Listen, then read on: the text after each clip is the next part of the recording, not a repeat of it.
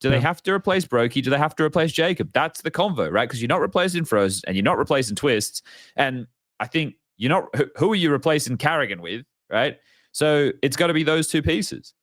And at this point, I don't know. Like, you need to make those changes at some point if you're FaZe. Can you really ride out the rest of the season with this team? Because if it doesn't get better, I don't think you're in jeopardy of missing the major. But are you're putting all your eggs in the basket of, oh, well, we have to do well at the major again. Like, we're back in this fucking cycle. We all gaslight ourselves, man. And then we get back here and it's like, it's exhausting. It must be exhausting for them. I don't know. It's just sad, man.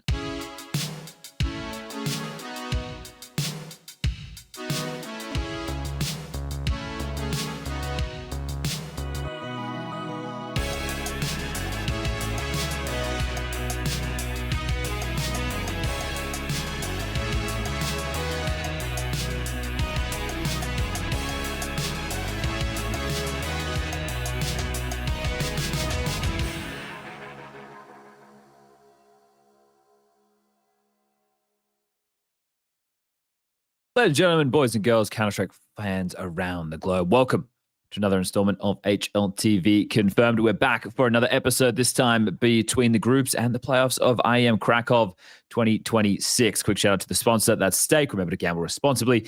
And we're being streamed exclusively to you on Kick. You can catch it on YouTube or Spotify or other platforms after the episode has been uploaded. All right, we are going to kick things off because we've got 2 hours ahead of us where we're going to be discussing all things Krakow. We got Prof, we got Striker, we got Lucas.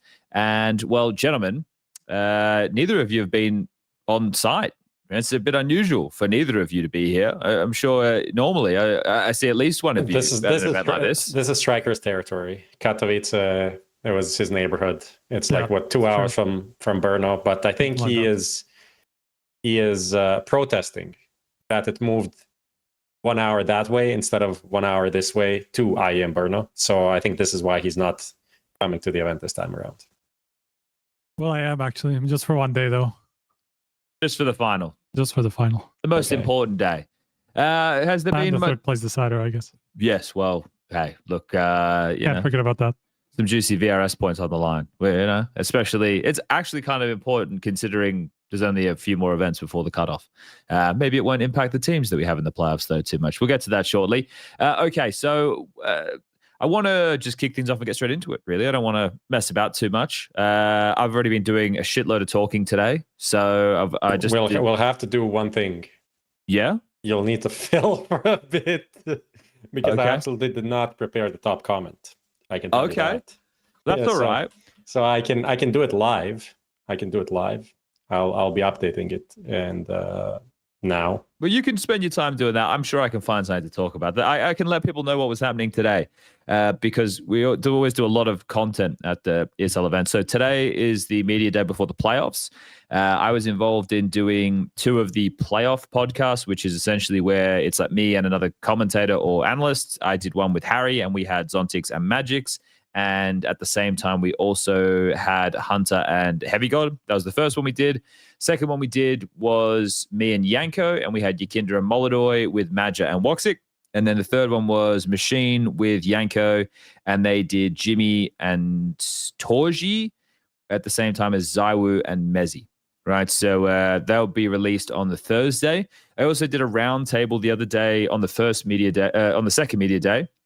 When all the big teams arrived, it was with Fallen, Apex, Dupree, Blade, and we had I think it was roughly Apex, Dupree and Blade. Okay, yeah. What is this about?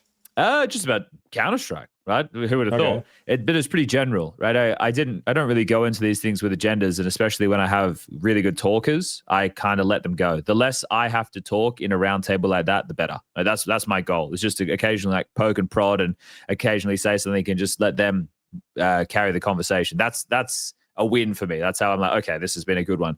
That is going to come out tonight sometime. So I don't have an exact time, but I know that's going to come out tonight sometime.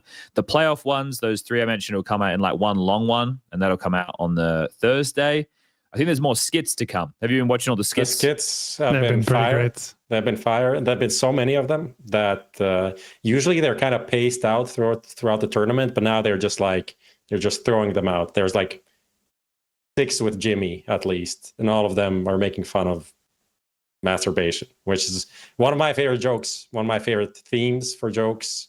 So I've been enjoying those quite diligently. I think the one that was like the Severance parody, right, with Freya, that one I think is an old one, but I don't think they uploaded it to YouTube, which I think is the old social media team wouldn't upload all of the things that we would create in terms of content to YouTube because they didn't want to ruin the algorithm, right? So it'd end up on social media or maybe on the broadcast. A clip channel I saw clip channels there. Let's go. Which is I'm really ready, good. By the way, I did my job. Okay. All right. Nice. All right. Well, let's jump into it. Let's do the top comments. Those people playing at home, you know that if you comment in the YouTube video after the fact and you get the most upvoted comment, you can win a Vitality jersey thanks to Stake. Okay, Prof, what do we got this week?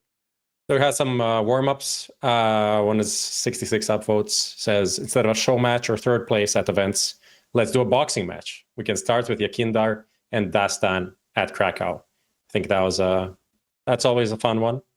Boxing matches are always a fun concept. At some point, it will happen. I'm sure this is obviously about no problem. This is obviously after PARIVISION beat Falcons in the final of Blast. $10 million roster versus Jesus and his disciples.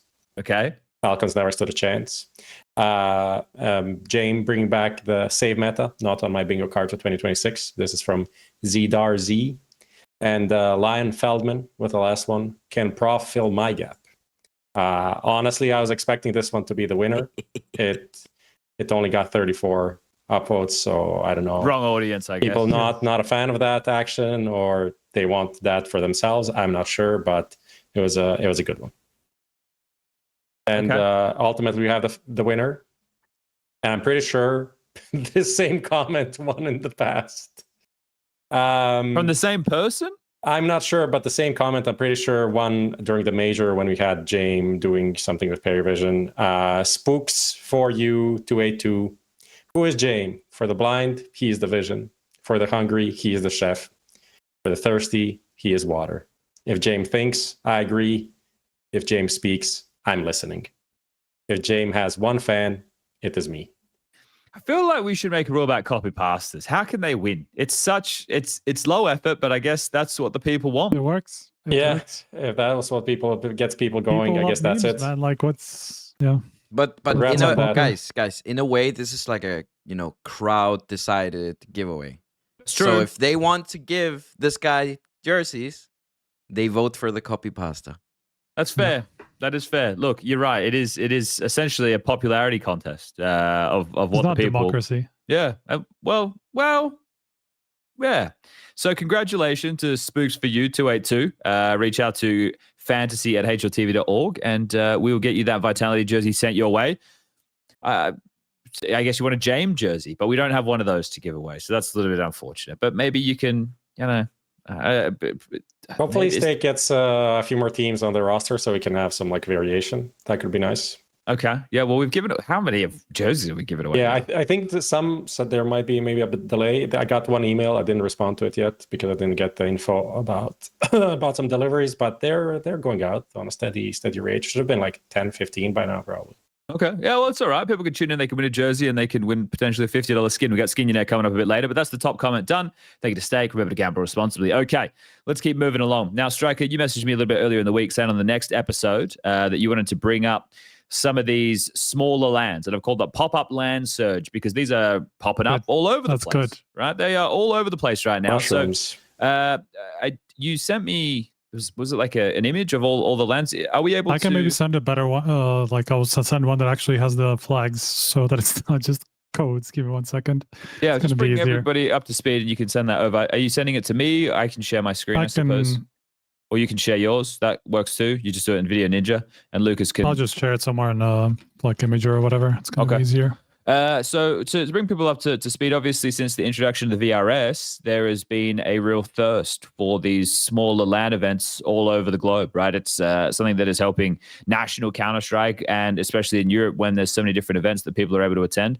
Lucas, you want me to bring that up? I'll bring that up. You got it? You can do it, yeah, okay. So there's a list of events right here, and the reason this is important is because we kind of fell out of these smaller events, these local LANs, and it was only LANs really the bigger teams and a lot of these CCTs and stuff for tier 2, tier 3, tier 4 teams playing online. But we have seen a real surge of those. Now, look at this patch. It is from, what are we looking at here? The 4th of March. It's last month, basically, of the lead up to the Cologne cutoff. Okay. So these have all sprung up in what, the last month or so? I don't know when the first ones got announced. I think Philadelphia's have been out for a while. Some of these are probably longer, but like the CIS LAN, the HLC Cyprus tournament, Gamers Assembly, and like one of the Swedish ones have been announced all in the past week. Park and Challenger, that's the whole, that's the like 15 event run. That's all going to be in the Copenhagen Plaza. So those have been announced for a while as well. Some of these BCGame, yeah, exactly. That's the one that got announced this week as well. Birch Cup has been out there for a while. The Roman Imperium Cups have been out there for a while. So it's just been popping up. That's the BCGame Masters is in the same venue, so that's in the Nexus. So I think they just kind of got whatever. It's kind of the same thing, except except under a different brand. So it's like maybe organized. Yeah, it seems like it's, but I do think that it's actually organized by somebody else this time. Oh, so yeah, maybe there's going to be one popping up there too. But it's going to be hard. I mean, for people who are not seeing this list, it's 2, 4, 6, 8, 10, 12, 14, 16, 17 open tournaments that are going to take place in the last month, all over Europe, mostly, but also a couple of Brazilian ones. There's the Philadelphia and New York. So very, very packed schedule potentially for the likes of BCGame, Heroic, and IP are probably like 3 of the fringe teams that are going to farm some of these tournaments. Where's the defrag one? That's not on your list. Oh, I didn't add that one. Is that an actual open one, or is that like I think it's an Australian one? It's wild card events, so I think it is just Australian. But there'll also be Chinese events and stuff within this time too. Yeah, there's also some Mongolian ones and some of these things. Like I didn't want to include all the regional ones just because they're not necessarily going to be open or feature any more regional, any more global competition, unlike a lot of these European ones. Even the Circuit X's, I imagine, will just have, Brazilian and other South American teams. So yeah. Yeah. Okay. Yes, Prof. Just wanted to add the Park and Challenger, the Danish one, is going to be held in the same area where the group stage of the Copenhagen Major took place, and also where we did that podcast. The live one, which is just like a fun little tidbit. Okay, that's cool. So I guess the question that some people who are watching might be asking themselves, especially if they're not a long-time viewer, why is this important? Well, this is going to all be helping conclude the race to the major with the VRS points, right? You're going to see a lot of these teams who are on the fringe of maybe missing out or wanting to get a couple of extra points to guarantee that stage 1 invite are going to be going to events like this. And the prize money is nothing to turn your nose up at some of these. Some of them are offering about 50 grand. So it's not in terms of a top tier event, but still the fact that you're looking at decent chunks of prize pool over these events, plus the Mongolian ones, the Aussie ones, the China ones. There are so many events going on, and it's a lot to keep track of. But this is kind of what has been brought back into vogue in the space, which is great for players who are wanting to get in. You're going to be able to go to these events and play against some more experienced players and teams if you want to take those opportunities. So that's really good from the grassroots up. And we were really worried at the time when VRS was being brought in what was going to happen with Tier 2. So it's good to see that this has had a flow-on effect that is in a positive way. Now, when I say that, we need to remind everybody, like we do throughout, but I feel our life is essentially repeating a lot of the same things. These events are going to have a different caliber of what you should expect, whether you're a player going to this event or whether you're a viewer watching it. Especially if you're a player going into it.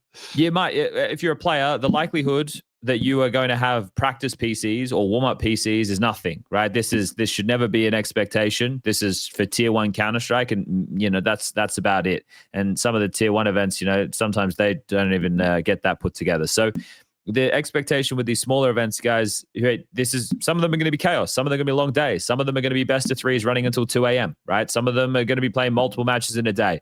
So I just really want to temper the expectations of people when they see these events. But overall, I think this is a net positive for the scene, and it's really nice to see so many people trying to run those type of events. So yeah, I think that's about it to say on this. Anything else we really want to add? If anyone is listening and is wondering what the fuck is that noise, it's a kitty. Strikers cat, or one it's of. a kitty Didn't realize that was eating actually the coming microphone through. stand. And now Chad is downing half a bottle of vodka on screen. Yeah, this is what happens on the off days, right? You know, we all just get fucking trashed so that we can be in our best I love how spirit. you're saying that as if that wasn't ever the case. It used to Not be saying, what they used to do. yeah. I think But people. never you, of course. I maybe had a small stint of socializing, but I stopped that pretty quickly. Alcohol and me don't really agree. Hangovers aren't fun, especially the older you get. All right, let's keep on moving, shall we? Let's jump back into the next little topic I have here in the recent news, and this is to do with the February VRS invites. So HLTV actually put out a news article. I'm just going to quickly go and find that. So 4 events sent out invites from the February 2nd VRS ranking, which is the Blast Open Rotterdam, PGL Bucharest, IEM Atlanta, and the CAC. So these events right now, Rotterdam is probably the most important, I would say, regarding the invites out of all of them, because that is the last event before the cutoff.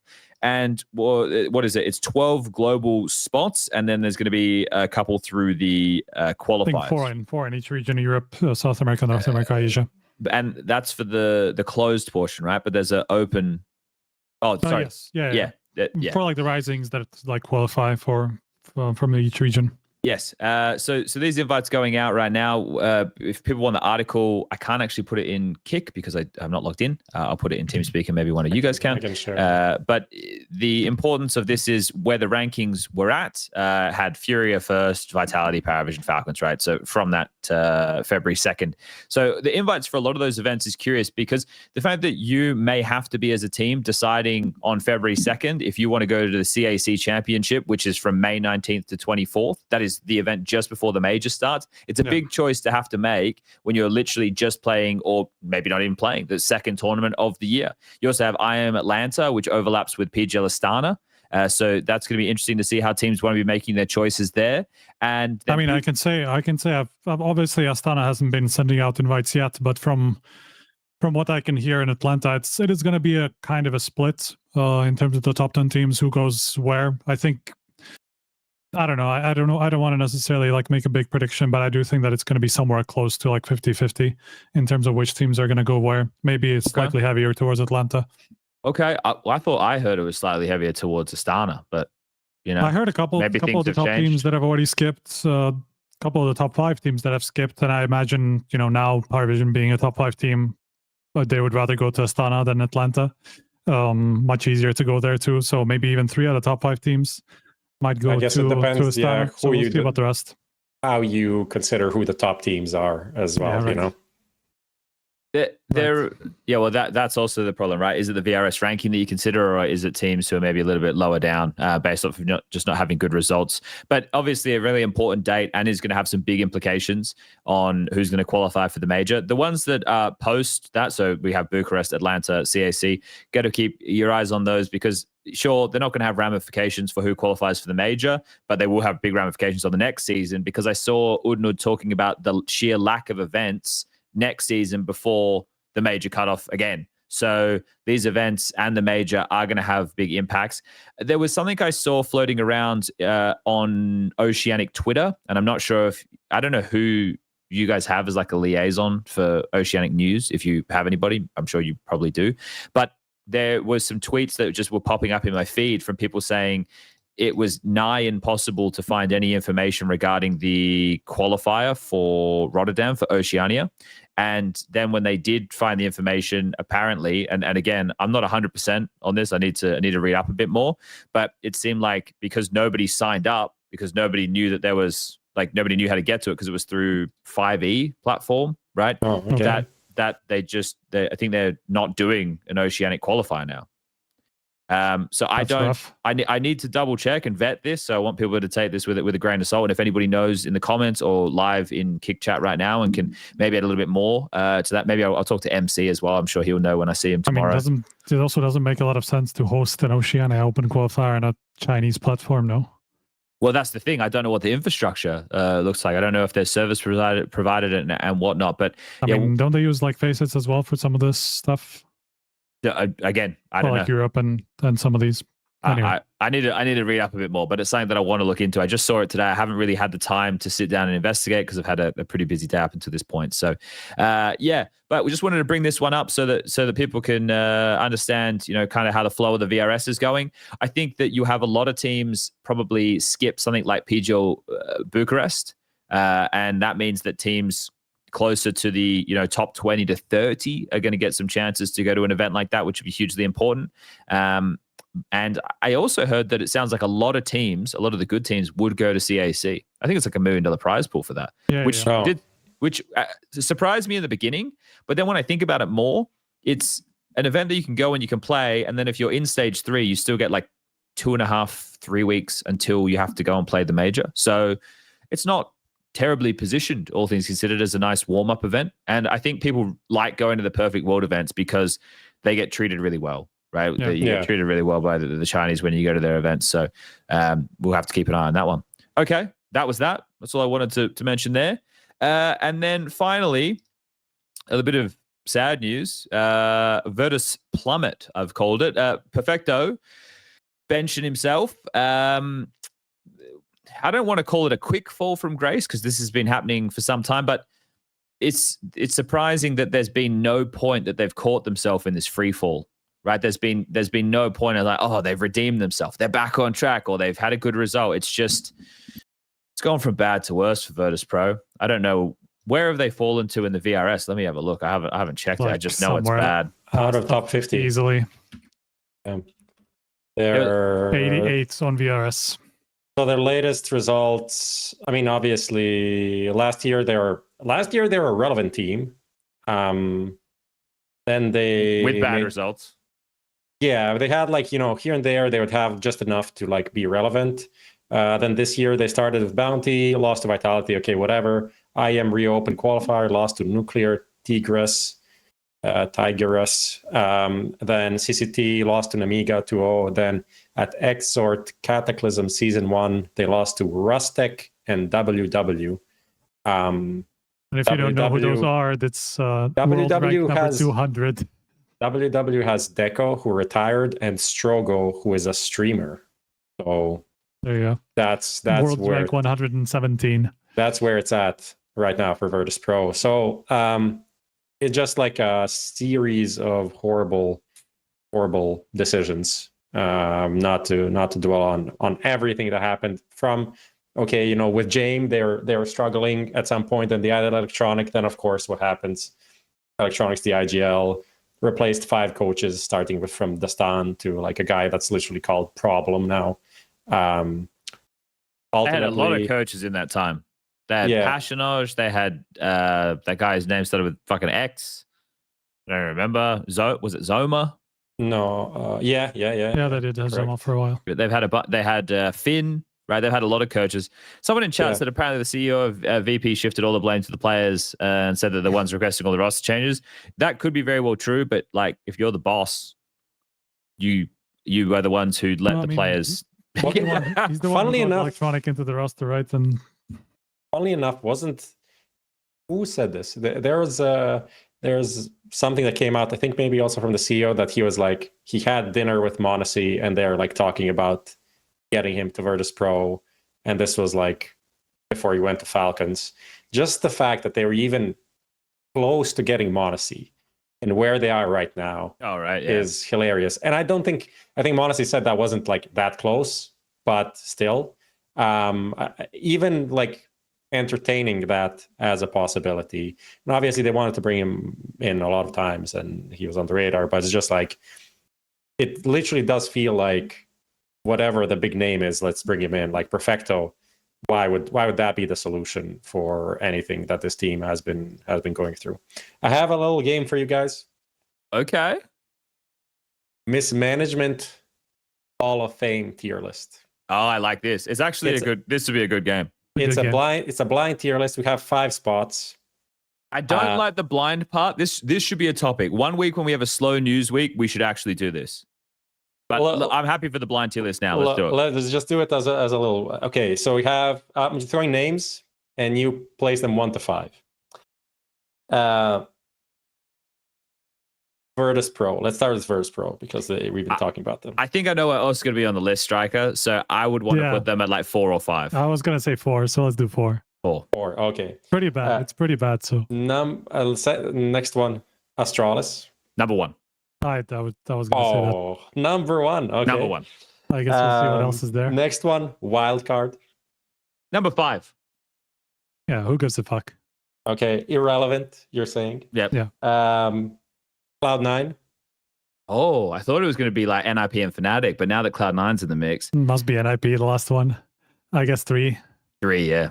Okay, and the last one is EG. Oh, well, no, actually, that's fine. It's fine.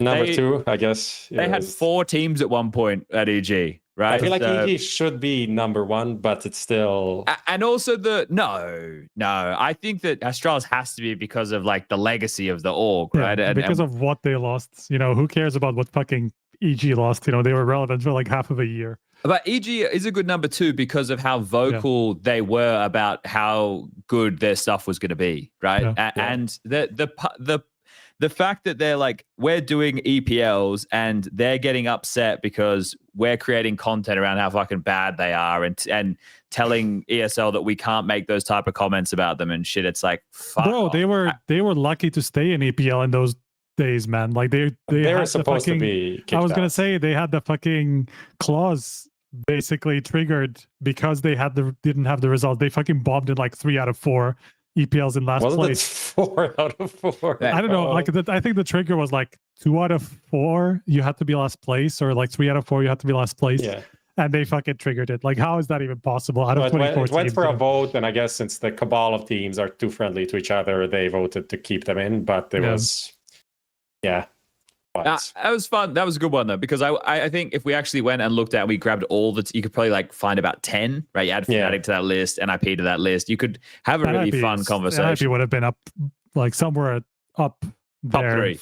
Yeah, probably. Yeah. Fnatic too, though, but that's because I always think Fnatic 1.6, and I was such a fan of like the 1.6 team and the early CS:GO team too. So, but you think, okay, so you think 1.6 was mismanaged, or just because of the legacy? No, because of the legacy. No, I think they did lose Get Right and Forest in like 2010. It was tough. But is that mismanagement or just they had a better team too? Asking.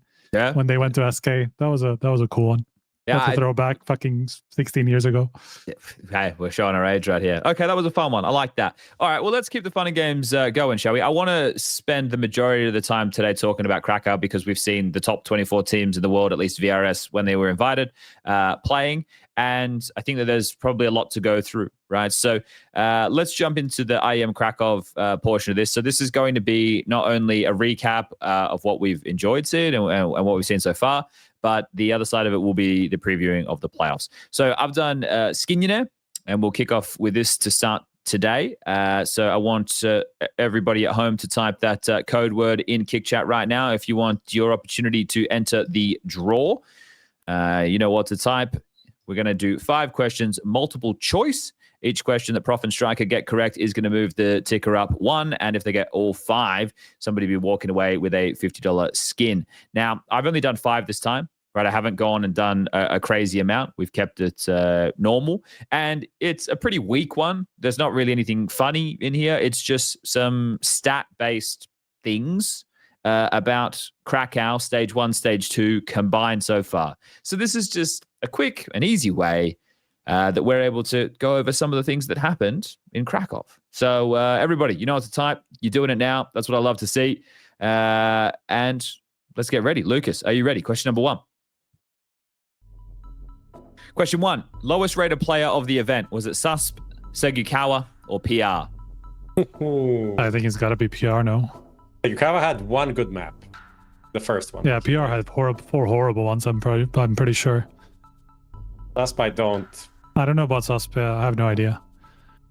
I also missed like the half of this, so it's hard for me to say that. I think it's PR. I'm fine to go with PR. He was, even if he wasn't the lowest rated, he was the worst. He's the most shocking. Compared to his like expectations. So let's go with that. All right, I'm going to be locking in the answer. PR. Correct answer is Susp. Guys, you're going to get 0 correct. So this could be our smallest giveaway of Skinionaire ever. Sus was the lowest rated player over all the teams from stage 1 and stage 2 combined. Then it went Sega Kawa, then it went PR. Oh, really? So they were the 3 lowest rated players. Bro, fucking puts us 0.03 difference between the 3 choices. Hey, what is this? man, I'm not making it easy. We need to set records in 2026, and giving away a 50-cent skin as opposed to a $50 skin, and having the guy whose username is SPNJ Poopstain win would make my fucking year. And we're only a month and 4 days in. So let's go. Let's rig the giveaway. Make it so that guy fucking wins the $50 skin. All right. Question number 2. What was the most played map?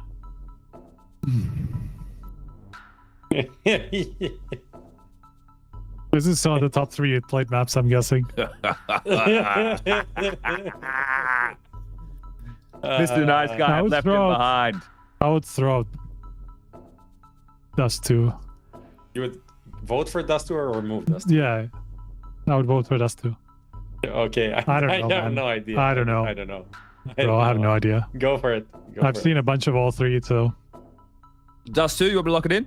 Yeah. All right, lock it in. Dust 2. Correct answer is Dust 2. Staggering amount of Dust 2.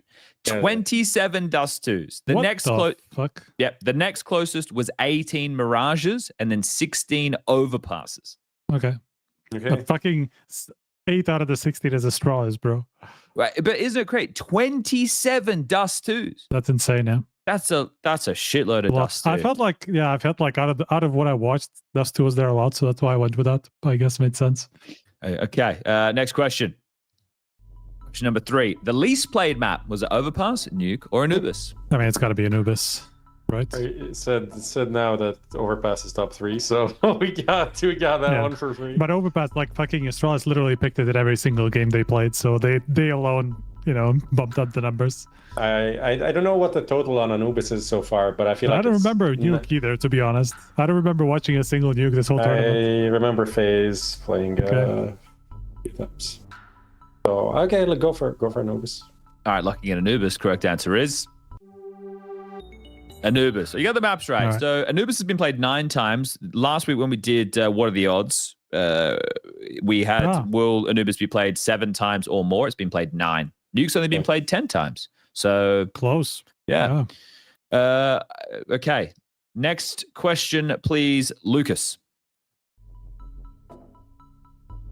Out of these teams, which had the worst 5v4 conversions? Was it A, BCG, B, PassionUA, or C, Falcons?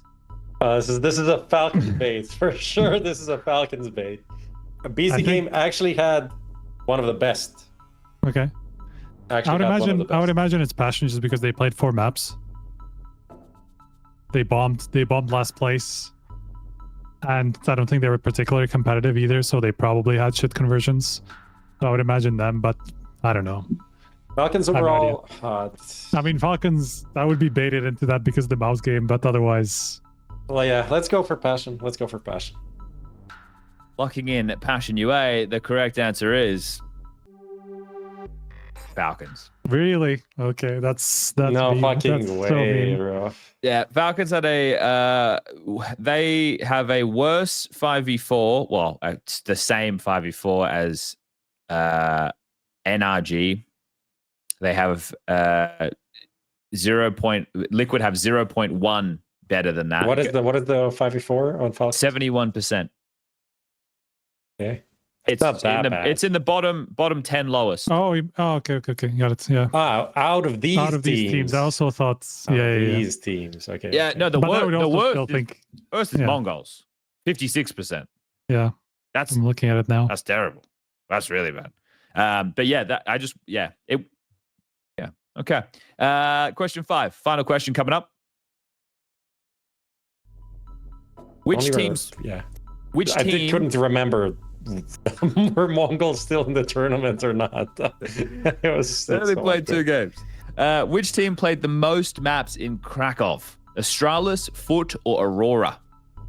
Well, Astralis went all the way to the top 8 game. They started stage 1. Did they go 2-1 in stage 1? I can't remember. Did they lose to somebody in stage 1? I think so. Because then they beat PARIVISION. Then they went. Wait.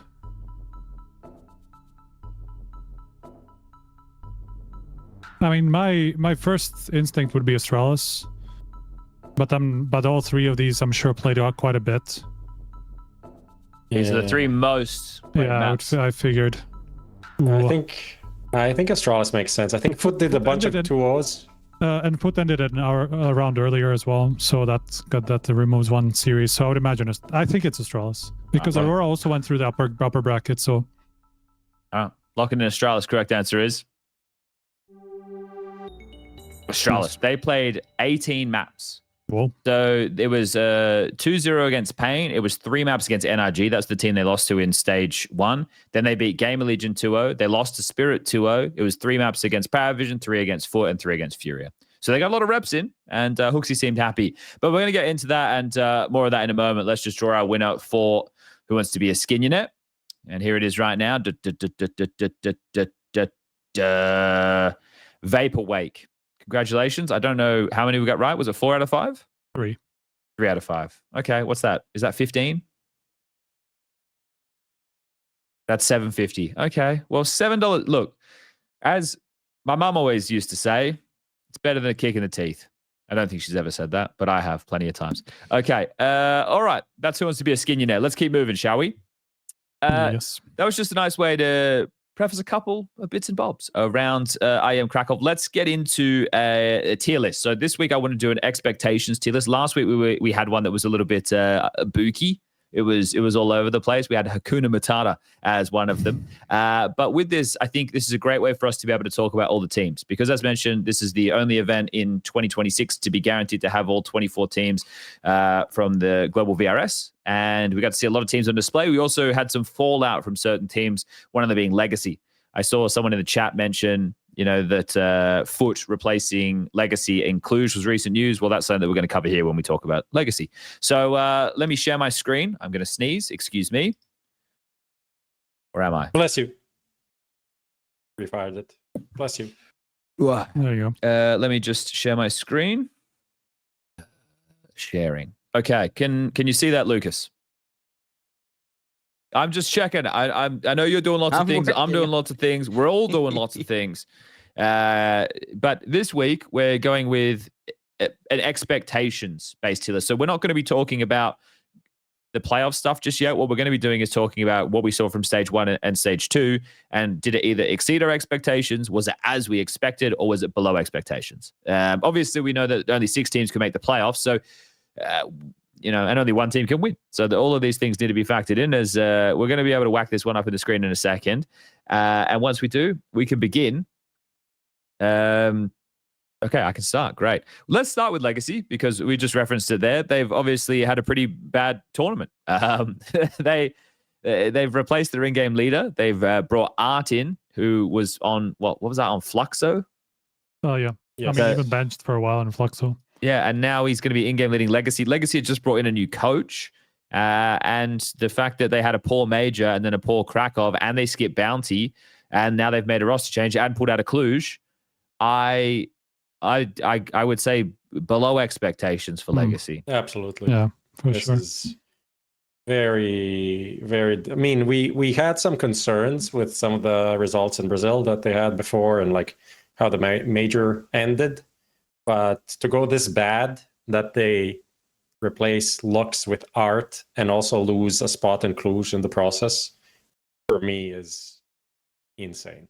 I also don't understand why they lost the spot, if I'm completely honest. I heard that just Lux didn't want to go after all this. But I don't know. Not 100% confirmed. Wait, can you explain on the basis of why they wait, so they I thought they pulled out. Well, I didn't read the news. I just assumed that they pulled out. Yes, they effectively pulled out because they didn't have a valid roster. They didn't submit a substitute, I think, or they had their coach as a substitute, which would have gone badly. So but they also play, so there was no point for them to go effectively. But they also changed their coach, so maybe that's right. So could have been Chucky, who they signed up. Yeah, I don't know. So I don't know there's no who rule. They signed up, but... There's no rule that they can bring in an emergency player or anything. I mean, it's not even an emergency. It's just a roster change. Yeah, right? I know, but it didn't stop Astralis with fucking Bro, did it? What are we talking about here? That's Blast we're talking about. True. But yeah, PJ's apparently gotten a little bit stricter over some time now with their deadlines because in the past they wouldn't really necessarily care as long as the teams covered the extra expenses and things like that. They would be pretty okay with teams bringing in new players, but they've gotten a bit stricter, and so it wasn't possible for Legacy to bring in Arts at the last minute. I mean, it's just a weird turn with this whole team because they're like we're a family vibe, with together with the coach. End of last year, everything like coming together in a good way. And they replaced the coach and they replaced the IGL in the span of like a month, and now they're like on absolute. They're in free fall. Free fall, yeah, they're in free fall right now. So looking bad, and also like no disrespect to Art, but I don't think he is anywhere near like a level where Legacy was last year. And like in terms of pushing a team to be like top 15 in the world, having like LATO and Dumao being players stand out, LATO like top 30 in terms of performance for us. I don't know. It just seems like this is the end of the road, in the words of Boyz II Men. Well, this is the thing, right? Austin, they get I don't want to call it a free ticket, but they get a lifeline because of the Bestia situation. And then they made the most of it. And then since there'd been more pressure on them, they hadn't been performing to that same standard. But they did have a good event. It was an event in China, right? Was it? CSC, yeah. CSC, they won. And then they went to the Bucharest Masters after that. They finished second. And here they lost to BCGame and they lost to FUT, right? So they lost 13-1 on Inferno to BCGame. They lost 16-13 on Overpass. That was close. Against FUT, they've lost 13-7 and they've lost 13-10. So this is the thing, the fact that they didn't even take a map, it was just 4 straight maps that they lost. And this is 2 teams that you should be beating if you were where Legacy was rated before the major last year. Right, yeah. I think that's where it's just such a big change. The major performance was obviously very poor, and the fact that that's carried on, I guess that's played into this. So, okay, definitely in the category of below expectations. I want to throw NRG into exceeded expectations. Okay. Because absolutely, yeah.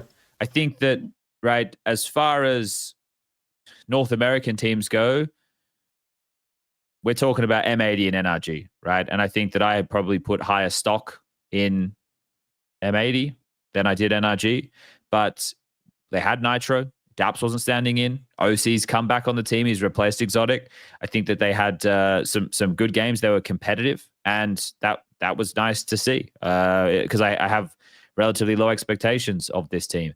They beat Bait and they beat Astralis. And Astralis was, giving even FURIA a run for their money, right? They then went on and played 2 maps against MOUZ that were both 13-9, but that's not necessarily a blowout, right? You need to go and you actually look at the details to see how close it was. And then they even the Falcons one, right? Yeah, a map off of Falcons. So that's exceeding my expectations as far as NRG are concerned. Maybe that's how it goes. In the Americas region, we have to trade one team's decent-ish performance with another. Right? If Legacy can't do it, then I guess we take NRG. So, yeah. Do I think they're world beaters? No, but do I think that they made progress from where I last had them ranked? Yes. So exceeded expectations for me. Yeah, okay. I mean, OC also looking good individually after being on the bench for 6 months. He was their highest rated player, 1.25. Everyone else was 1.02, and everyone else was in the red. So OC, yeah, because we know OC's had his troubles. Yeah, that's another good point. Good stuff to OC. I saw Hex call him Goatsy on Twitter, and I said, we can't be doing that, guys. I think they've done that for a while now. Yeah, but we can't be doing that. And for people who don't get it, Google it. Don't Google it. Google Goatsy, go for the first link, and don't do it. Just put max volume before that. Don't do it, guys. Don't do it. You've been warned. Striker, who are you throwing where? Any suggestions you want to throw into the ring here? The most fucking obvious one is 3D Max as expected. Okay. This is their 6th, 9th to 12th in a row or some shit. This could not be more middle of the road for them if you tried. When there was the body interview and I'm reading about him talking about the style and stuff, I'm like, okay, yeah, we're going to get a bit more mixed bag. And then I'm watching the games and it's still the aggressive style. I'm like, okay. You know who I was impressed by on 3D Max though? Gravity. I think his output was really good. I think he had some really nice moments. Just top 10 performer for the tournament overall, for top 4 and just stage 2. So that's Not expected. They beat Foot, BCGame, FaZe, and then they lost to Vitality and Falcons in straight sets. I think That's as expected. As expected. As It's like, expected. even the FaZe game, was maybe 50-50, but the rest, they stomped FaZe. and they slammed. Yeah, exactly. They slammed absolutely FaZe. stomped them. Yeah. FaZe got stomped a couple of times. I want to talk about FaZe next, I guess. Yeah, I mean, might just slap them down there. below expectations. Yeah, that If was, it was like if the result was the same, but they were competitive, I wouldn't really say anything, just because it's their it's still early in the season, and like after the eyeballers thing and Bounty, I didn't have high expectations, but it's just the way that they got slammed by 3D Max and MOUZ. There's zero chance. I mean, they also lost the game to BCGame, so lost the map. I mean, the MOUZ game was. Ooh, you were casting that, Chad? Yeah. That was something. One of That those was something. things, like Alex and I go in and like, name value, this is pretty good, but you just know, you got a feeling, and it's one of those, you look at each other and you go, well, if it can't be good, at least it's quick, right? Because you want it to be a good game, you want it to be an entertaining match. But even Carrigan's interview, if people want to go and check it out on HLTV, I was listening to it this morning. Even he's aware that they weren't competitive. They were not competitive at all. It was great to see MOUZ in strong form, lots of ideas playing off of each other, individually looking confident, individually looking sharp. But we're not talking about that. We're talking about FaZe, and they look like a team who was on a completely different page for one another. They didn't look connected at all. It was sad to watch.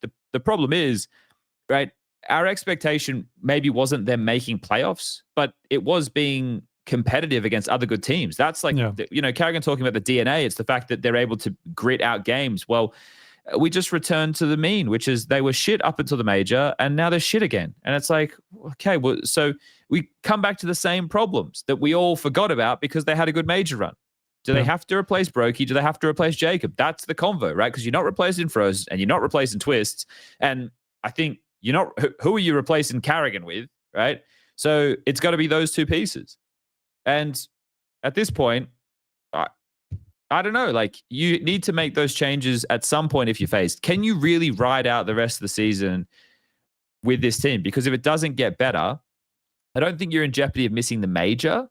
But are you're putting all your eggs in the basket of, oh, well, we have to do well at the major again. Like, we're back in this fucking cycle. We all gaslight ourselves, man. And then we get back here and it's like, it's exhausting. It must be exhausting for them. I don't know. It's just sad, man. I want to see FaZe competitive, especially with the pieces they have. I think Frozen and Twists, they're great, but I mean, for them to miss out on them, just to put some context on what you just said about them not missing the major, for them to miss the major, they would have to drop below Bad Boom, which should tell you everything, I think. Yeah, okay. Just like 250 points, like drop for them to miss a major. But they could, start from stage 1 again.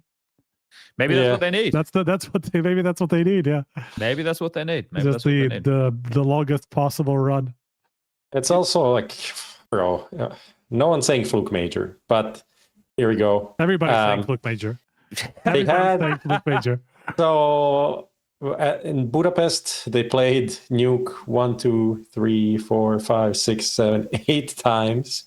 They're on a 5-win streak. Now they lost 13-2, 13-6 to 3D Max and BCGame. It's the 3D Max one, because even when they were shit, FaZe would slam 3D Max easily. Like it would just not be even a competition, and this time it goes the other way. It's just it's rough. The thing is crazy. I think like at the major they played 6 or 7 Infernos, and then they had won 6 of the 7. The one that they lost was in the final, I'm pretty something along those lines. And then here as well in Inferno, they also just look shit. So yeah, tough.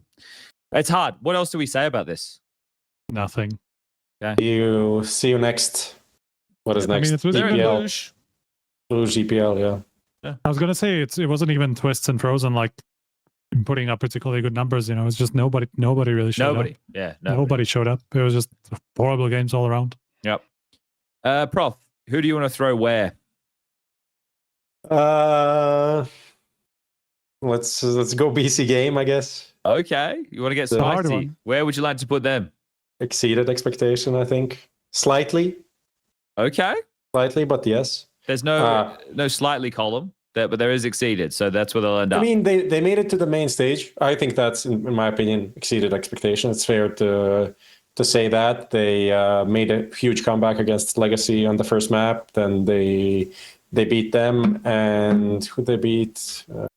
NIP. Well, NIP. I think NIP is a big one for me. That's like they lost to 3D Max, but beat NIP. I think that is a game NIP is kicking themselves that they are losing to BCGame. That's They didn't even win a map, so yeah. So they advanced and then lost to Vitality, lost to FaZe. Okay, they're decently competitive for like how little they're together. I also do think, like, I think the negative part is like when they lost hard and was not really competitive. And the games that they won, like even against Legacy, B side shit, CT side great, Inferno, CT side great, and that was pretty much the whole game. So they played like 2 good halves to win a series. And then the rest of the games, the maps that they lost, they were just getting smashed. Like 13-3, 13-4 against 3D Max, against FaZe. FaZe game was pretty competitive. 13-8, 13-3, the maps that they lost. I guess the Vitality, like first half was good. They played 1 competitive half, but that was on Dust 2. Against Vitality. Yeah. The first half on Dust 2 was like, oh, this could be a game, and then rip.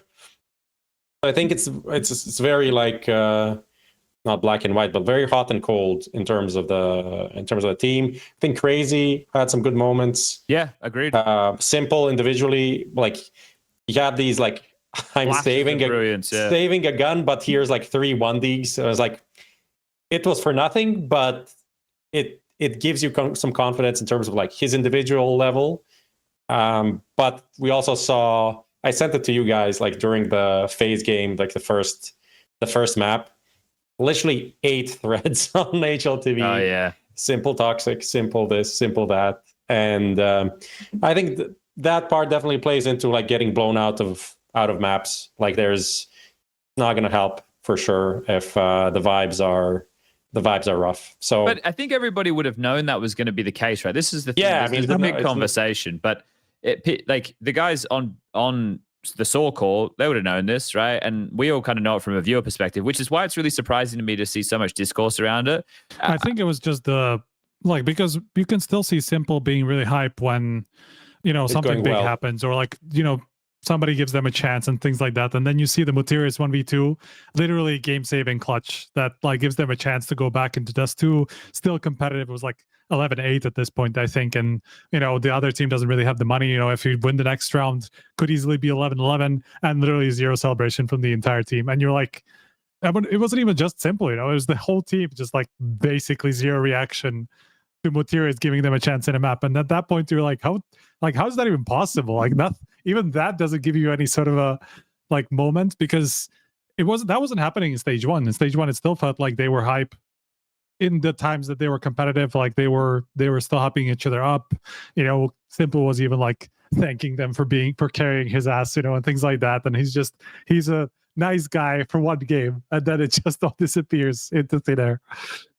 Yeah, I think, considering one of the factors Prof mentioned there of the amount of time together, and I think we all knew that this was an event that they needed to come to in trying to accrue some VRS points. And the fact that they win 2 series, they did do that.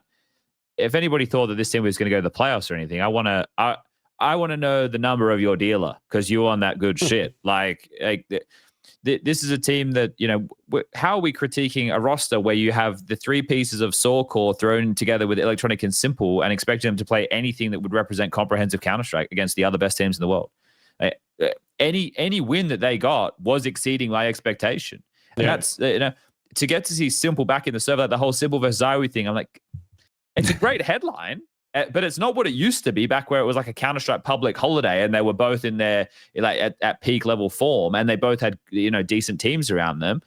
I think that the question is, did we see enough here? Because they played enough games now, haven't they, Striker, where they can actually change players? Well, technically, yes. Yeah. Perfecto on the bench. What do you reckon? Oh no. That's not gonna happen.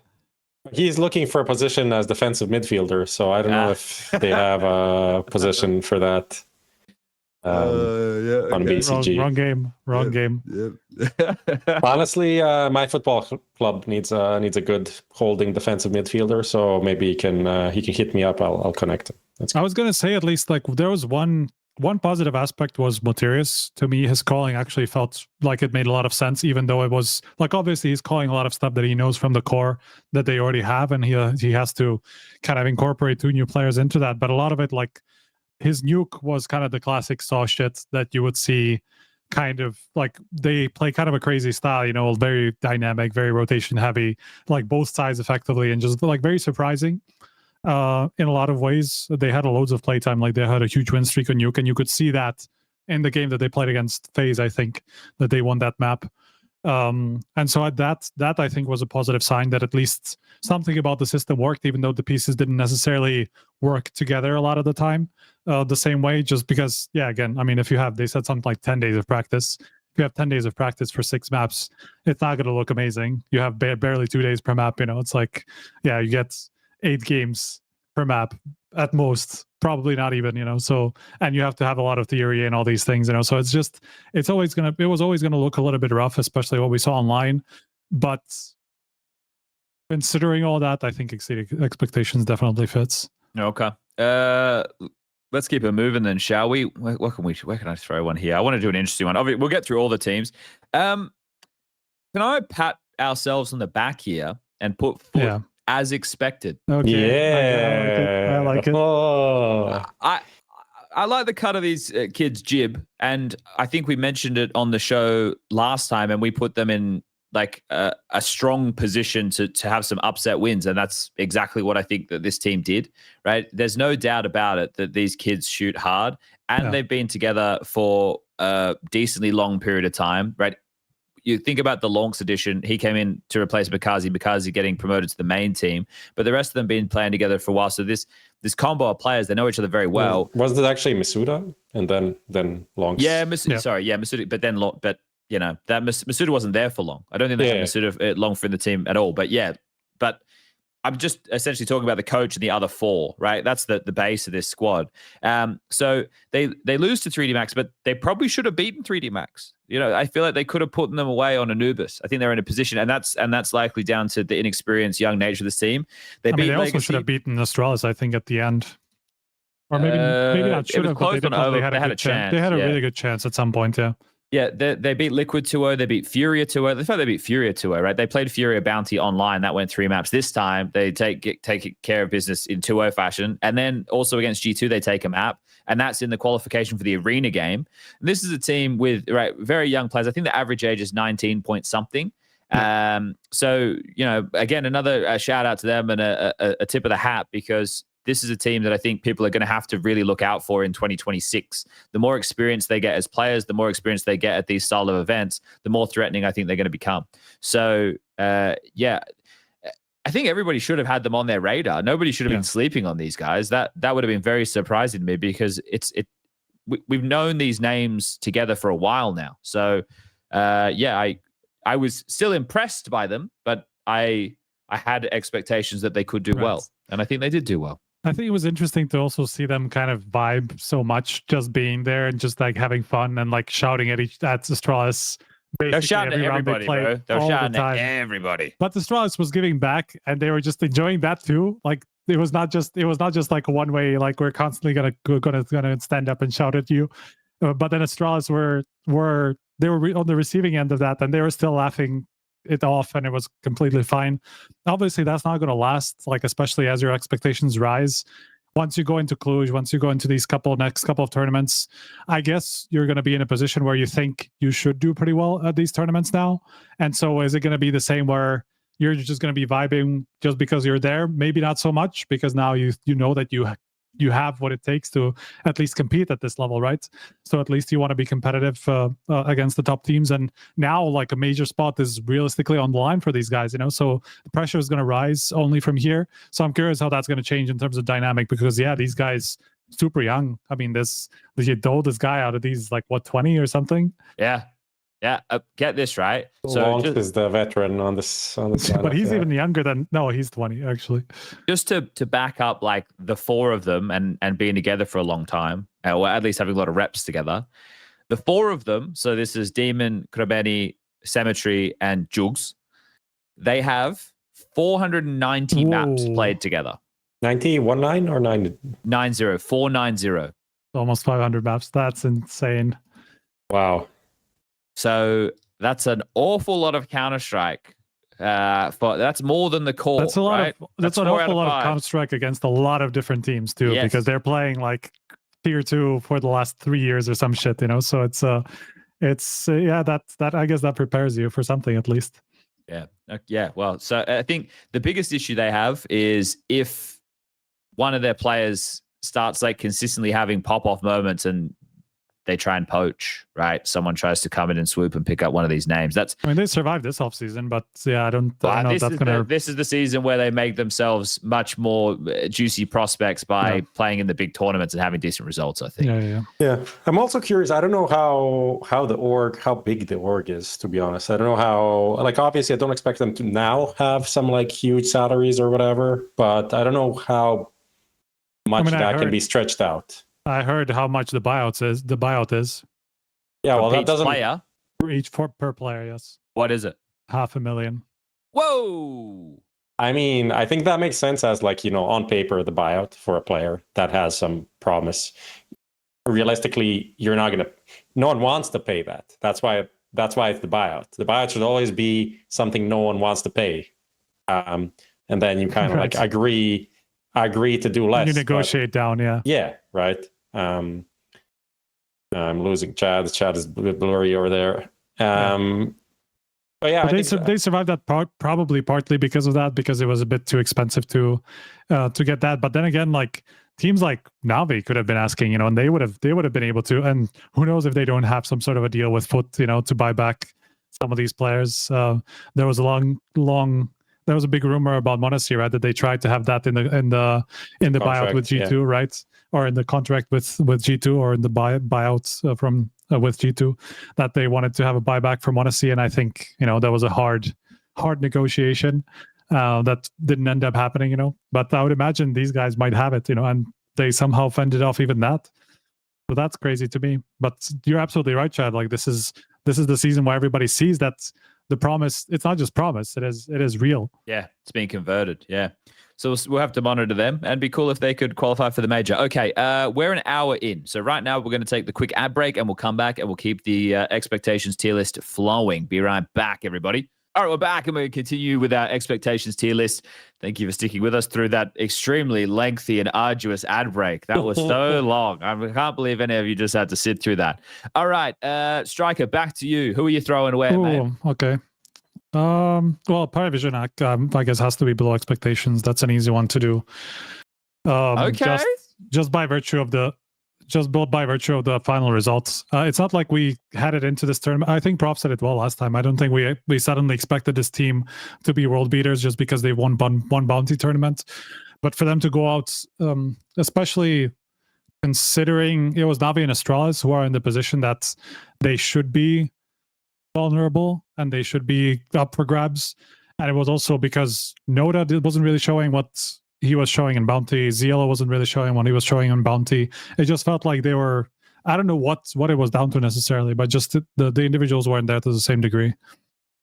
I don't have a problem putting them below expectation, because I guess people just saw them win the final, but I feel like they did a pretty good job of tempering expectations that, hey, this was a good result, but let's not expect this to be the norm. And I kind of put them, I just agreed with that sentiment, because again, it's where I categorize the bounty event in terms of what does it actually mean in the season.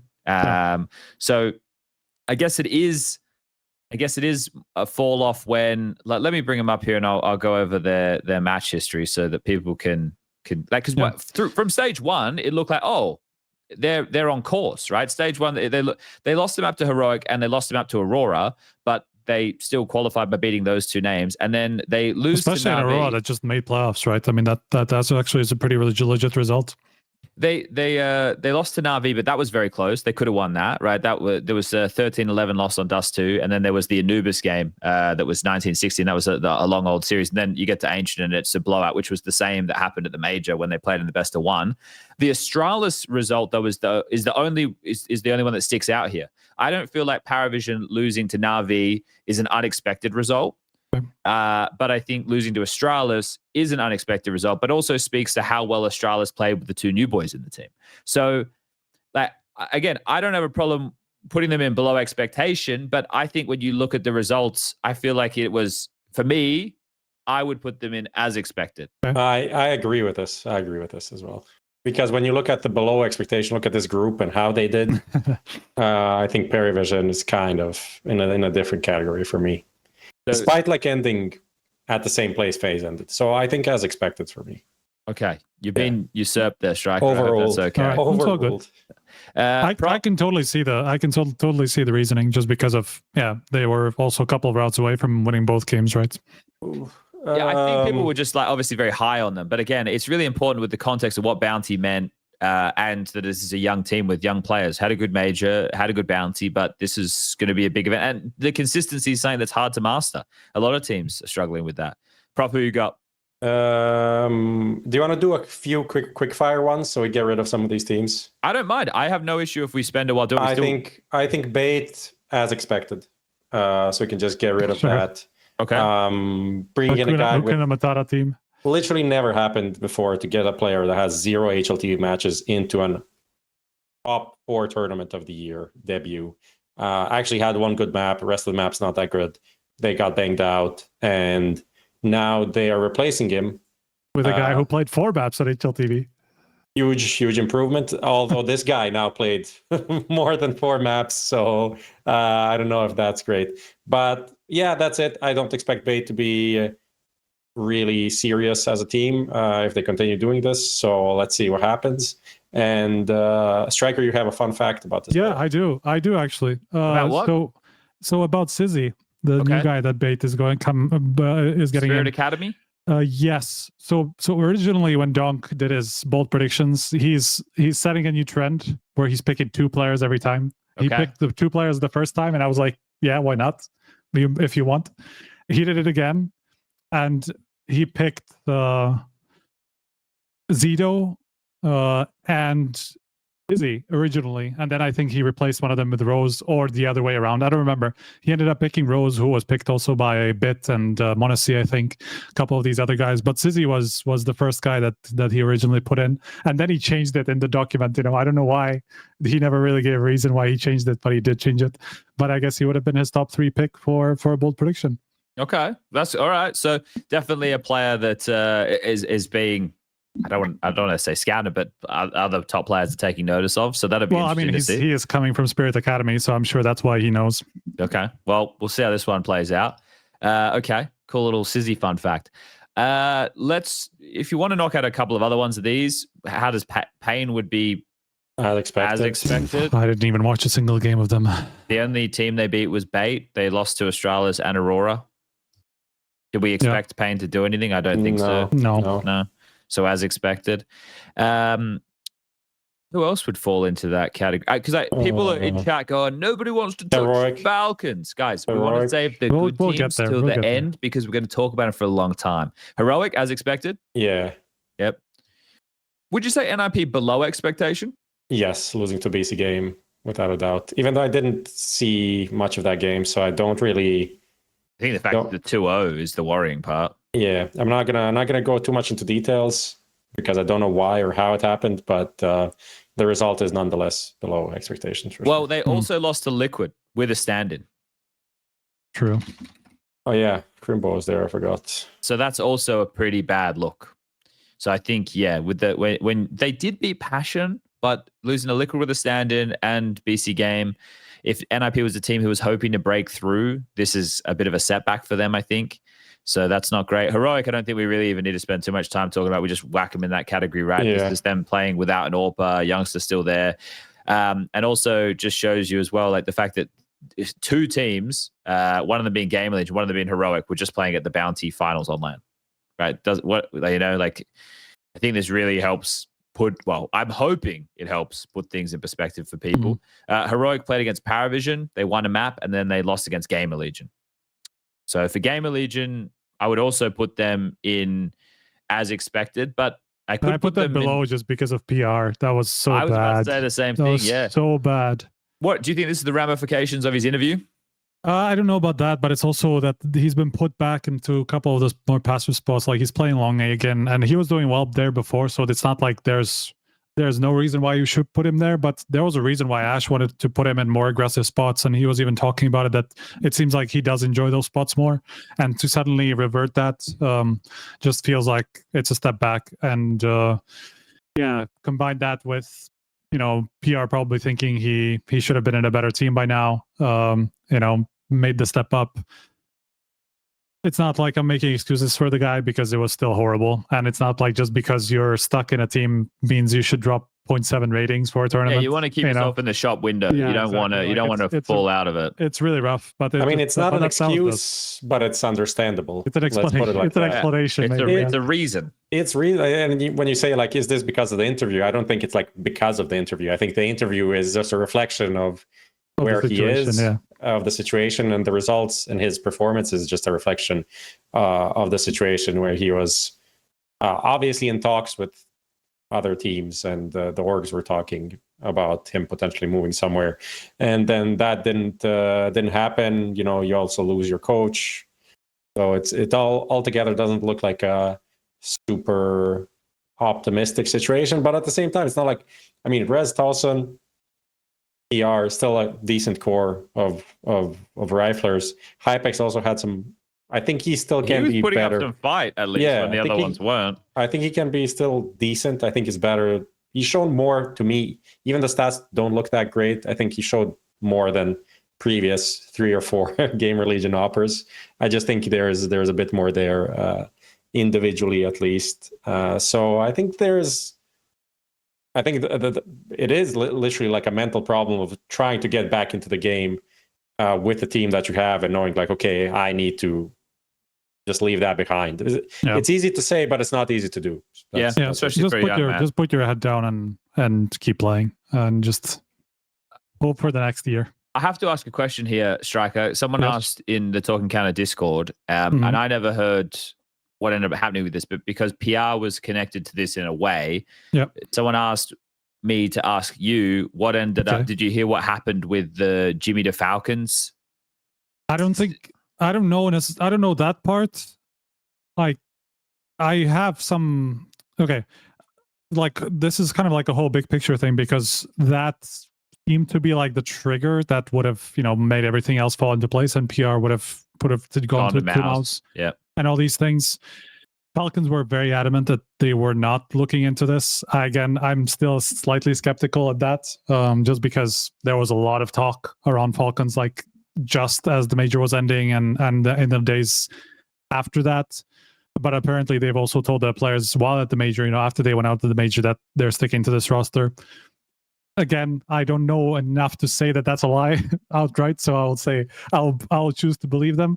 But I will say that apparently this buyback thing with MOUZ and PR has been extended by a year. So by the end of this year, they will have that opportunity again. Like, it was supposed to end last year, but I guess because MOUZ weren't maybe necessarily sold on making a change yet, or they still wanted to wait it out a little bit longer, or see if what PR keeps showing, whatever it is, they seem to have come to a new deal where they extended that period for another year. But it's not going to be able, like, PR is not going to be able to make the move in the middle of the year, only at the end of the year. Okay, so he might be in GamerLegion the whole time, at least for the rest of the year, or he goes somewhere else. Yeah, unless somebody else buys him out. That's the question. But I guess the buyback is essentially ensuring MOUZ pay closer. Yes. Okay. The buyback is not like they have exclusivity to buy him. More so, they have the opportunity to buy him at a lower price. Price at least. I don't know necessarily about having the first right or whatever it is. Sometimes that's also part of these clauses, right?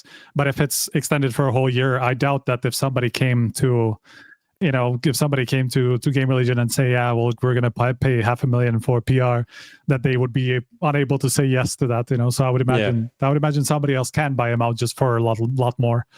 Okay. Okay. There's a couple more here that we can probably fly through. I think so. Here's the question, and this is how we can determine where we're going to put a team like Passion. Do we think that PassionUA are easily favorites to beat a team like NIP? No. There, it's kind of like 50, a 50-50. 50-50, yeah. Okay, so then would we say Passion as expected because they lost to G2 and NIP?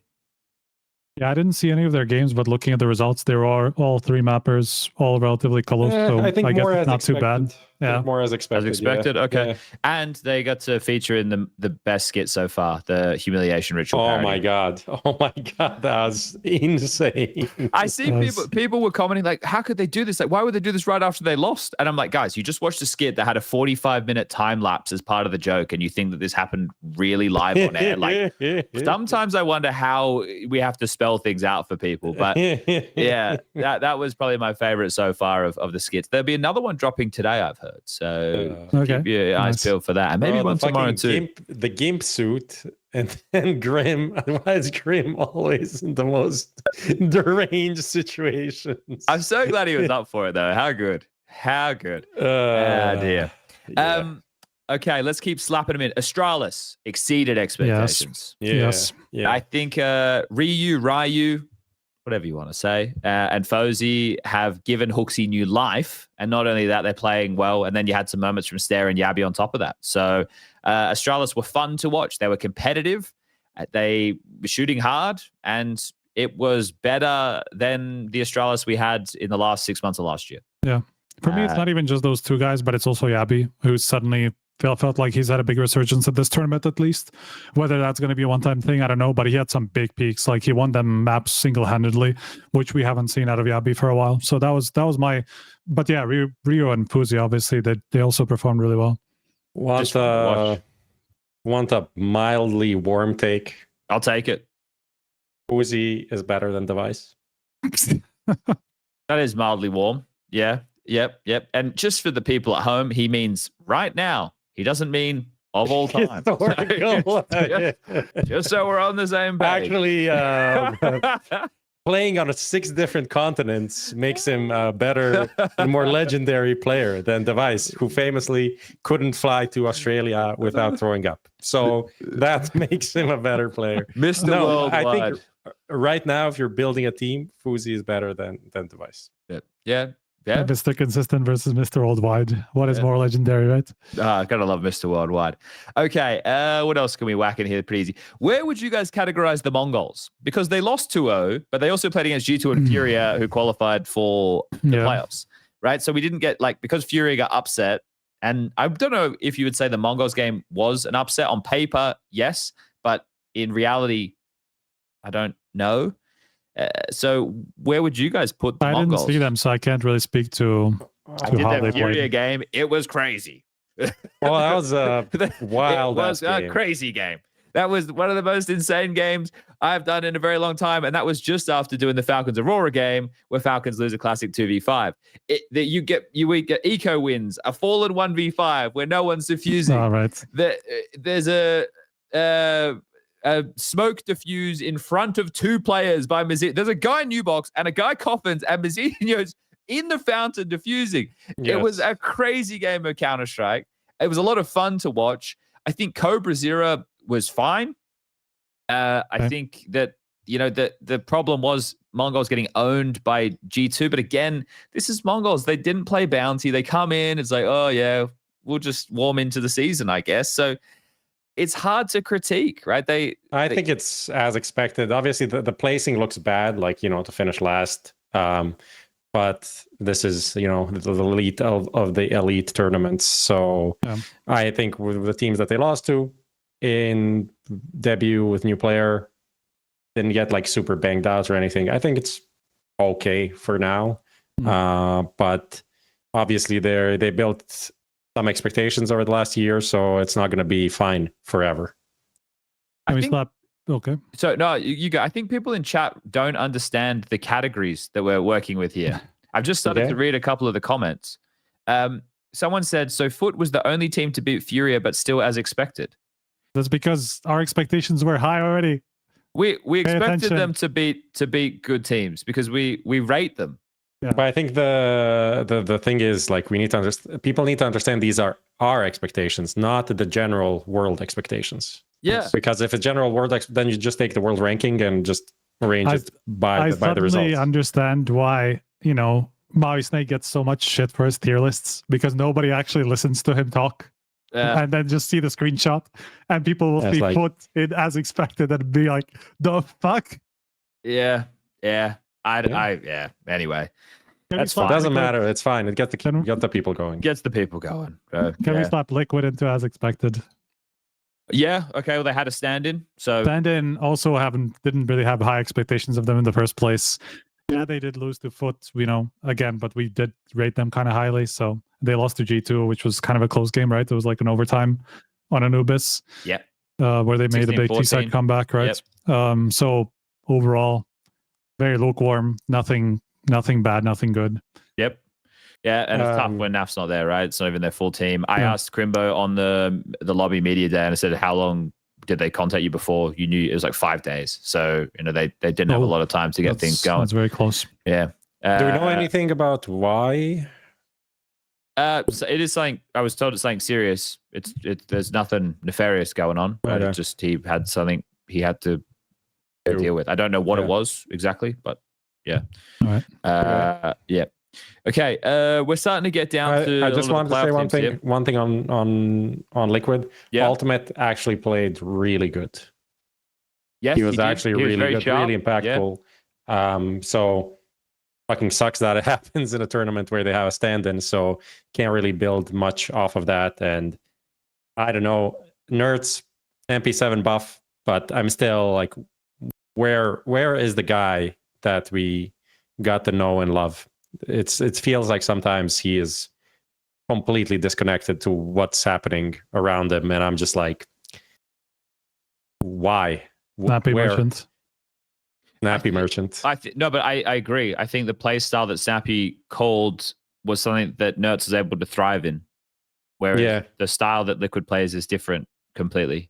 Yeah, just requires a lot more individual decision making and awareness. They need to cause chaos, right? Rounds need to be in 3v3s all the time, right? And that means you need to be successful in your trades or on your entries. And I don't think Liquid are playing that style. So, you know, that's the way she goes. Aurora, it exceeded expectations. Yeah. I think the fact that they made the playoffs is one key right there, but also Soulfly playing better in anchor positions than he was in star positions the whole team he was in, right? So, and he's got a calm head on him. He also looks like he makes the correct choice, right? Instead of getting the kill and going for another, he'll play the time, play with his teammates. He plays the situation quite well, which is really nice to see for a player who hadn't played lands in a couple years. I was talking to Madra and Woxic today.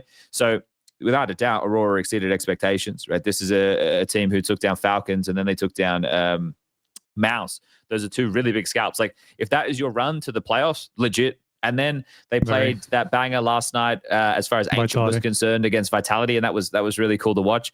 I finished the A-Stream game and I looked up and like, holy shit, we got Ancient going. I was like, surely Aurora is just going to ban it. And, you know, because I could see Vitality floating it.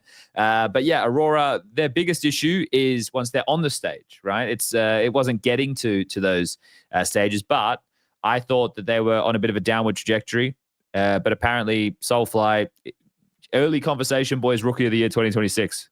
Start the petition now. Here we go. Start the petition. I don't know who are even kind of like some big ones. Do you want to leave the Turkish people disappointed again? Jota was like one of the not runners up, but contenders halfway through the year last year, and then nothing. And Wikadia not even in the top 20. You're just setting them up for disappointment. Why are you doing this? Yeah, well, listen, it's early days, Rolf, and that's where we get excited. But that's a good question from Striker. Who else is in the conversation for Rookie? I was wondering if Foot apply. I guess they must do still. Like our well, apart from longs, of course. Like our criteria has something to do with like how many top 20 maps they played, how many they played on LAN and things like that. And I don't know if they still apply, but I would imagine Professeur is a name, right? Who would be in there too? Yeah, that would be another one. Just like thinking, because we didn't have a lot of new players come in these off season. Like it was supposed to be kind of a big off season, and then it didn't happen, so we didn't really have that much overturn or turnover, rather. Nota, Zielo, like these two guys. He was already in Monty and stuff, and I would imagine he's already going to be. Soulfly was in Sangal for like 2 years, but yeah. I don't But know. They never really played like any of the big stuff, or like once or something. So I don't know. I'm not sure. I would have to check with Harry. He's on vacation now, so can't. Don't know. Okay, let's go. We got a couple more here. Just wanted to say a few things on Aurora. Yeah, like I think for me, if it's finished like top 8, I would be as expected, because for me personally, because I expected the bounce back, especially with you expected the bounce back. Anubis, yeah, I think I was kind of advocating that they would do okay, that they're back. Also, the whole Soulfly situation with him being like playing online and not playing with the rest of the team, having like shit internet and stuff, like there's like a bit of how would I say, explanation to why he was not really great at bounty.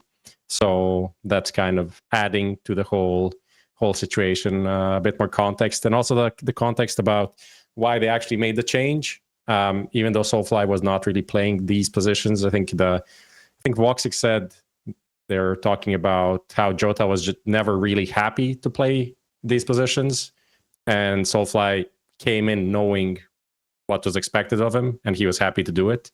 And I think that's the main difference between these two, because both of them were not really these players before they came to the team. So, but the mindset, it's different when you know and you say, yeah, I'm going to be doing this, and versus just being like, hey, we'll figure it out, and then actually we're not really figuring it out. You just deal with all the shit positions. Yeah. So interesting combination of everything for Aurora to like have a good tournament so far. It's an interesting throwback to some of the comments that Major made kind of towards the end of the second season, because he was talking about like some vague role problems in the team, and nobody really understood it because you didn't really see any changes. And so that kind of explains it, right? Like maybe they were trying to see whether there's a solution for Jota, but they couldn't find one in the end, So I guess this is the result. Yeah, well, we'll see how they go in the playoffs. We'll see if they can continue to have some of the good form. The fact that they beat MOUZ without Anubis is huge.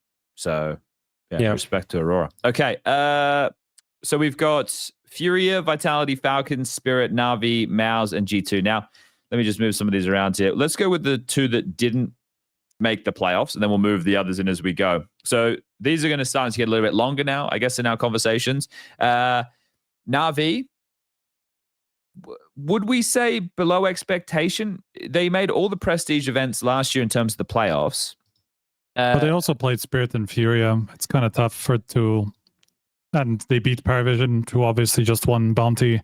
So I would say as expected, to be honest, at the worst, really, because, like you're not expected to win against Spirit and FURIA. You're going to be expected to be competitive. Maybe you can beat them, but not every day, So I think it was fine as a final result. And they were competitive. They took Inferno off of FURIA, and they 16-14 on Mirage against Spirit. Now they were blown out on Dust 2, right? They did get owned on Dust 2. And there's two more one-sided maps against FURIA, being 13-6 and 13-7 on Dust 2 and Mirage respectively. But yeah, beating PARIVISION, who people were high on, and NAVI is another team that also had the uptick from a better major performance than what we had expected throughout the season, since they had MOUZ in the team. So it's maybe not what they expected, but I kind of agree with that as expected. Prof, do you have any pushback? Yeah, same. Okay. Wonderful, definitely difference between this event and the major. Like he was still had some moments. Like obviously it's he always had some moments though. Like that was never the problem, Yeah. But to be fair, I also think Wonderful's getting a lot of fluck that he doesn't deserve, really. But people are just going to mention his rating though. People are just going to say, oh, he had a 0.82 rating, and that's where they're going to leave it. I mean, look, that is horrible for an Alper, not going to lie, but it's just more about historically, like he's getting a lot of shit for occasional disappearances, when we like, how many Alpers can we name that are better than him, It's probably on one hand, Yeah. Yep. Okay, so Falcons. Actually, we'll say Falcons will be the longest topic. Do you want to do Vitality as expected? Yeah. Yeah. Sure. Do you want to do Falcons? And I mean, we can do the rest of these quickly because we're going to talk about them in the playoffs, right? Yeah, I don't then think we need to spend too long. I think G2 exceed expectations. For sure, yeah. I think Spirit. Sort of as expected because it wasn't super easy. It wasn't easy, but they obviously won all games. So like they 2-0'd both the first 2 matches. I meant the winner one. Yeah, that was 2-1. Yeah, but that's the thing. That's a lower stakes match. So would you say Spirit as expected, especially because they played Astralis, NAVI, G2. So I think these are all the teams we expect them to beat any day of the week. Yeah, actually, okay. Yeah, fair. Okay. FURIA? They beat MONGOLZ, NAVI. Here's one that's gonna get the chat going. But You're gonna say below expectations. I think they looked pretty shaky throughout.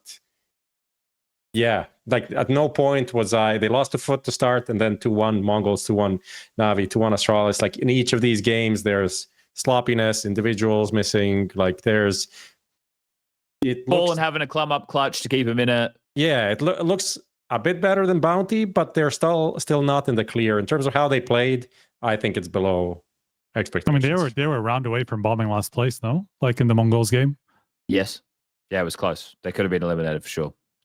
I think, let's just look at that MONGOLZ series again. So they lose Mirage 13-11, and I think that they probably should have or could have won Mirage. They were in a big lead for the first half, yeah. Yeah. And then they go into Inferno, and that was crazy. That's where you had all those rounds I was talking about. 9-10 was a monster in that game. Shout out to 9-10 one time. But then Nuke, they dominated them on Nuke. Like Yakinda was 7-1, 7-2, something crazy like that in terms of openings. He was outside owning Blitz every round.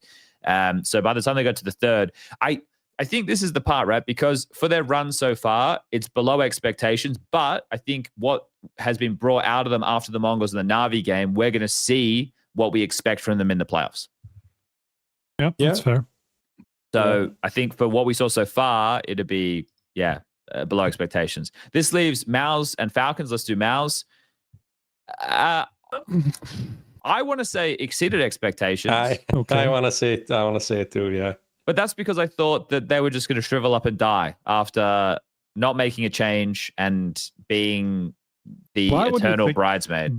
I mean, yes, but like, why would you think that after a year of them proving that's not what they are? Like, they just always plenty of dysfunctional relationships, Striker. At some point, resentment turns into contempt, and when that happens, there's no going back, right? Fair enough. But I guess they haven't broken through that barrier just yet. Which is a good thing for their sake. But maybe that's not reasonable. Maybe it is as expected, right? I think it's as expected. I mean, these guys always make playoffs, and obviously they made it by a hair in the Falcons game that they probably at least should have lost second map, if not the first as well, considering it went to overtime too. So I don't think this is particularly. I know they're expectations. Studio merchants, so that gives them like maybe a bit of an edge in like the expectations of the Falcons game. But the way they won that game with like 6-0 in clutches, winning disadvantaged situations, and also exceeded expectations in terms of just the energy they brought, some of the shit talking, exertion, making fun of Kerrigan's siren thing. This is things maybe we slightly expected, but not we hoped for, but we didn't expect. We didn't expect this. I think they came in with some poise, some like bravado, let's say. Jimmy calling Brokey shit on that voice comms clip. Oh yeah. That's good. That's good. So I think that kind of stuff for me exceeded expectation, and that's why I want to give him a little nod. Okay, all right, we're being kind. We're being kind to MOUZ. Okay. We're giving him a nod. And they also lost to Aurora. Like, are we forgetting that? No, we're not forgetting that, Striker. But they also exceeded expectations. We're giving MOUZ an exceeded because like somebody has to. I guess they were too nice. They were that guy. Okay. You know when guys come in, they're like nice guys finish last. That was MOUZ. Okay. We need them to be bad boys, right? Like we need them to come out and I've been on this rant before. And plow. Indeed. So we'll give them just on a little bit of attitude being shown. More attitude, please. Okay. And finally, the one we've all been waiting for. The fail clowns. It's still funny. It's still funny. It's a good day. I'm a simple guy. It's still funny. Gets people every time. Now, they lost to Aurora, and they were eliminated by MOUZ. That's Yeah, it's not like on paper, it doesn't look terrible, right? yes, but once we start to dissect, Yes, that's my yes. But when we start to dissect the way they lose, is that not as expected? That's a good fair point. It is a fair point. Yeah. But it was a few too many of those though, no? Usually it's like one per tournament. It's usually the worst one per tournament. Obviously this happened again this time, but it's like one per tournament, like one that everybody hangs on to. This one was like 5 different situations you could talk about. Well, this is where the comment I made about resentment turning into contempt, it might happen Sure. for Falcons quicker than it happens for MOUZ. Yeah. So I don't have... It's their worst placement since Cologne last year when Kyosuke first joined, right? That's their worst. So it's from that standpoint, they haven't been a failure, right? In the sense of the events they've been attending, they've been competitive. Yeah. But then when you compare the pair and you go, okay, well, this is their worst event since then. But then you look at who they lost to, but then you also look at the way they lost some of the rounds. They're obviously extremely disappointed. There's no doubt about that. This is a team that have been perpetual playoff. Have been in perpetual playoffs. It's Aurora and G2 who are the odd ones out in the top 6 teams for Krakow. Krakow. I think people, obviously, because of the high profile of Unico, of Kyosuke, of Yamonasi, they expect this team to go deep in tournaments. But there's also the hate watchers who want to see them fail as well. So I have a really hard time placing these guys on the tier list. But I guess outside of that, what do we think this means in the long run for Falcons? Does this loss put the current roster into jeopardy that it wasn't in after the major? Striker, you saying that the management told them they weren't going to make a change? Does this make them reevaluate things? Like, because Elmer Putty put out a YouTube video if people want to go check it out, and he was breaking down the 2v5 they lost to Aurora on Mirage, and he had a couple of other rounds in there that they had lost and stuff, so people can go and look at that. But it's just, you see, it's everybody making one individual mistake that ends up being huge, right? Like one little mistake that turns up being massive. And we've all seen this happen many times before. And at this point, it feels impossible that it keeps happening. Like, I'm sitting there watching it, and I'm looking at the positions on the map, and I'm looking at what everyone's covering, and I'm sitting there going, how on earth do you possibly give this up with the level of player that they have in the server right now, and then they lose the 2v5? Yeah. They're not even under pressure in that 2v5. Like, they're under no pressure. Where do we want to put them? And maybe we can, I don't know if you want to bring it up, but the Aurora one was very bad. I think the MOUZ ones were not that bad. They were in more tense moments than MOUZ. Sure, yeah. But I don't know. I think still below expectations at the end of the day. I mean, anything outside of playoffs for Falcons is going to be below their expectations. I think below ours as well. So I'd like final result, yes. With all the caveats in there, I would probably maybe go closer to expected, but I think below expectations is totally fair. Yeah. This is the tough point with what I'm saying, right? This is one that if we put it as expected, we'll get hate from Falcons. Because we think they're shit, they would yeah, sure. Yeah. I don't know. It's such a shame to see happen all the time, you know. Yeah. It just is a shame. Especially when like Kyosuke comes back and he's fucking farming like left and right. He was actually doing really well until the end, basically. If you look at the player stats, this is literally how you want it to be. Yeah. It's Kyosuke Monasi 120 plus rating, Nico 110 plus, and then it's like Tessus and Kixen. Like, yeah, everyone's doing what they should be doing. But that also shows how close they lost, right? I mean, both maps against MOUZ, they could have won. Like, look, we were 5 rounds away from them being in the semis or some shit. Like, it wasn't terrible in terms of the score, right? It's just about how the score went the other way. But yeah, I don't know. We can save this. We can go to like the other camera, whatever thing. Okay, but Lucas said he had to take a phone call. I don't know if he's still here or not. So he could. You're back? Okay. He's here. You can stop sharing this now, Lucas, and I'll put something else up in a second. Did you want to look at that 2v5? I mean, or... if you have something to add, I think if you I don't really have like if people want to go watch the Elmo Putty video, but I can show it if people didn't see it because maybe people didn't see that one as they saw the MOUZ one.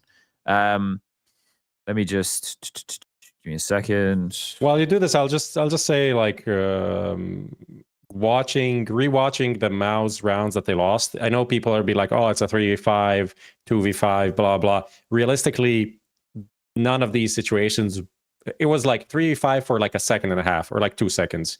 Like it was traded very fast, and then it's like 3v4 or a 2v4, 2v3.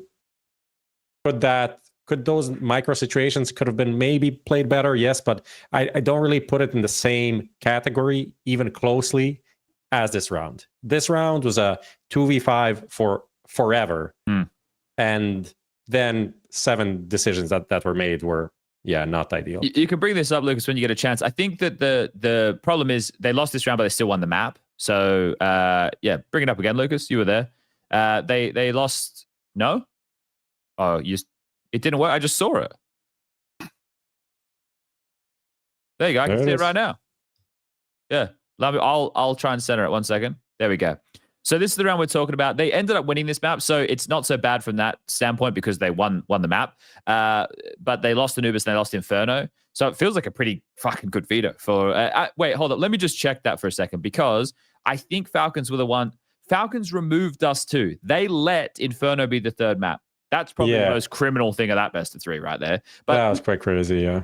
So let's take a look at this, right? So it's just going to go into an A execute straight away. So we just get them throwing mid util, right? Just to keep the mid guys busy. Okay, is it a mid play? Is it not? Then we can play through. But they're starting pretty heavy A, right? Because they've jumped out window. They're going to rotate in through con if it is an A play. So Kyosuke not starting short.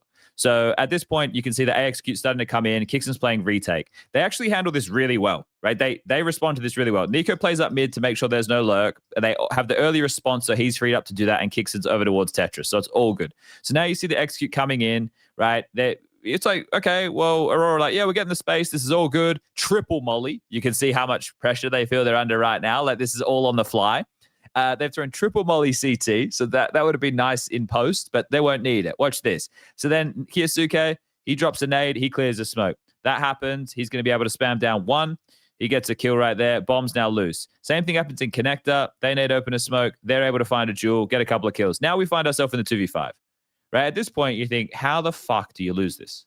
How do you lose this round? It feels impossible to lose. So we keep playing this out. So this is where it stalls. Soulfly and Woxic, both safe. This smoke's still up. CT's here. Connector, jungle still up. So everything pauses for a moment. m0NESY comes over to deal with a lurk because they don't know. They didn't know how many players because of all the chaos. So they don't know exactly where the final 2 are. Probably assuming 1 site, but also worried about a lurk.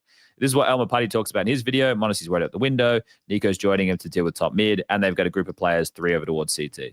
So you play this out, and this is kind of where it starts to go a little bit wrong. They throw another defensive smoke.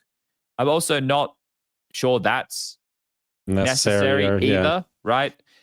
So especially because there's 3 people there, but okay, doesn't really matter realistically. So Kyosuke and Kixon spam. Kixon gets found.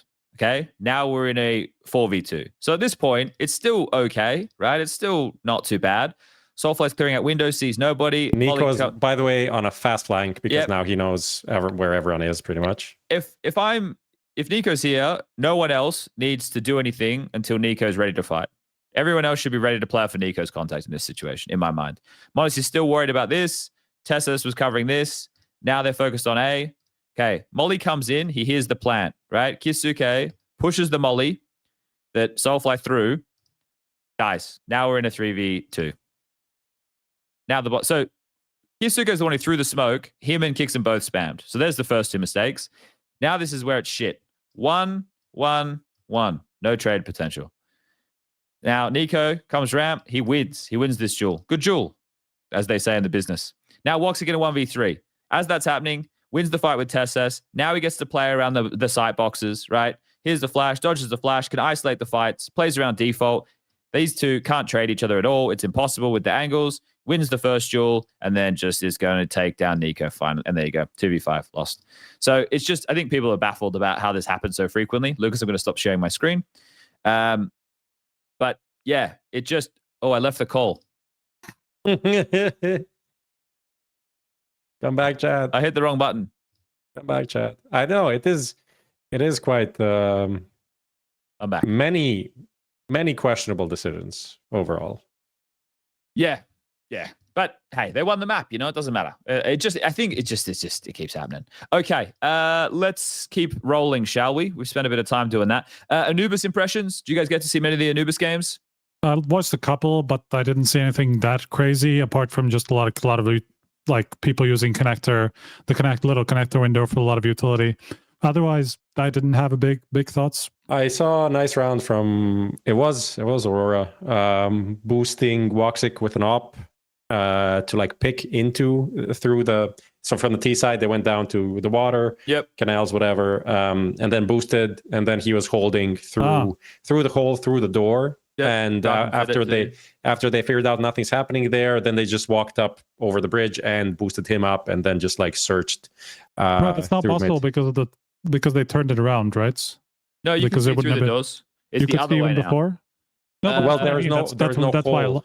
There was no hole before. That's no. But that's orientation. I mean, now doors. you can go through. Now you can actually walk through the doors, regardless of whether there's a hole like in the water or not. I don't know what the angle exactly was before. So. It was just inverse. I think you still could have seen through it. With but it was harder.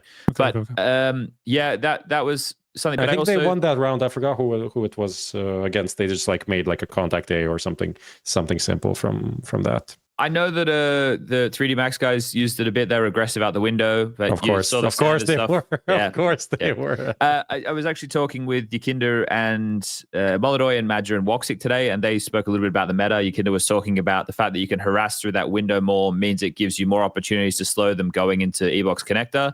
So because of that, it means that the players on the B site get to hold onto their utility for longer, which makes it easier to block late within the rounds.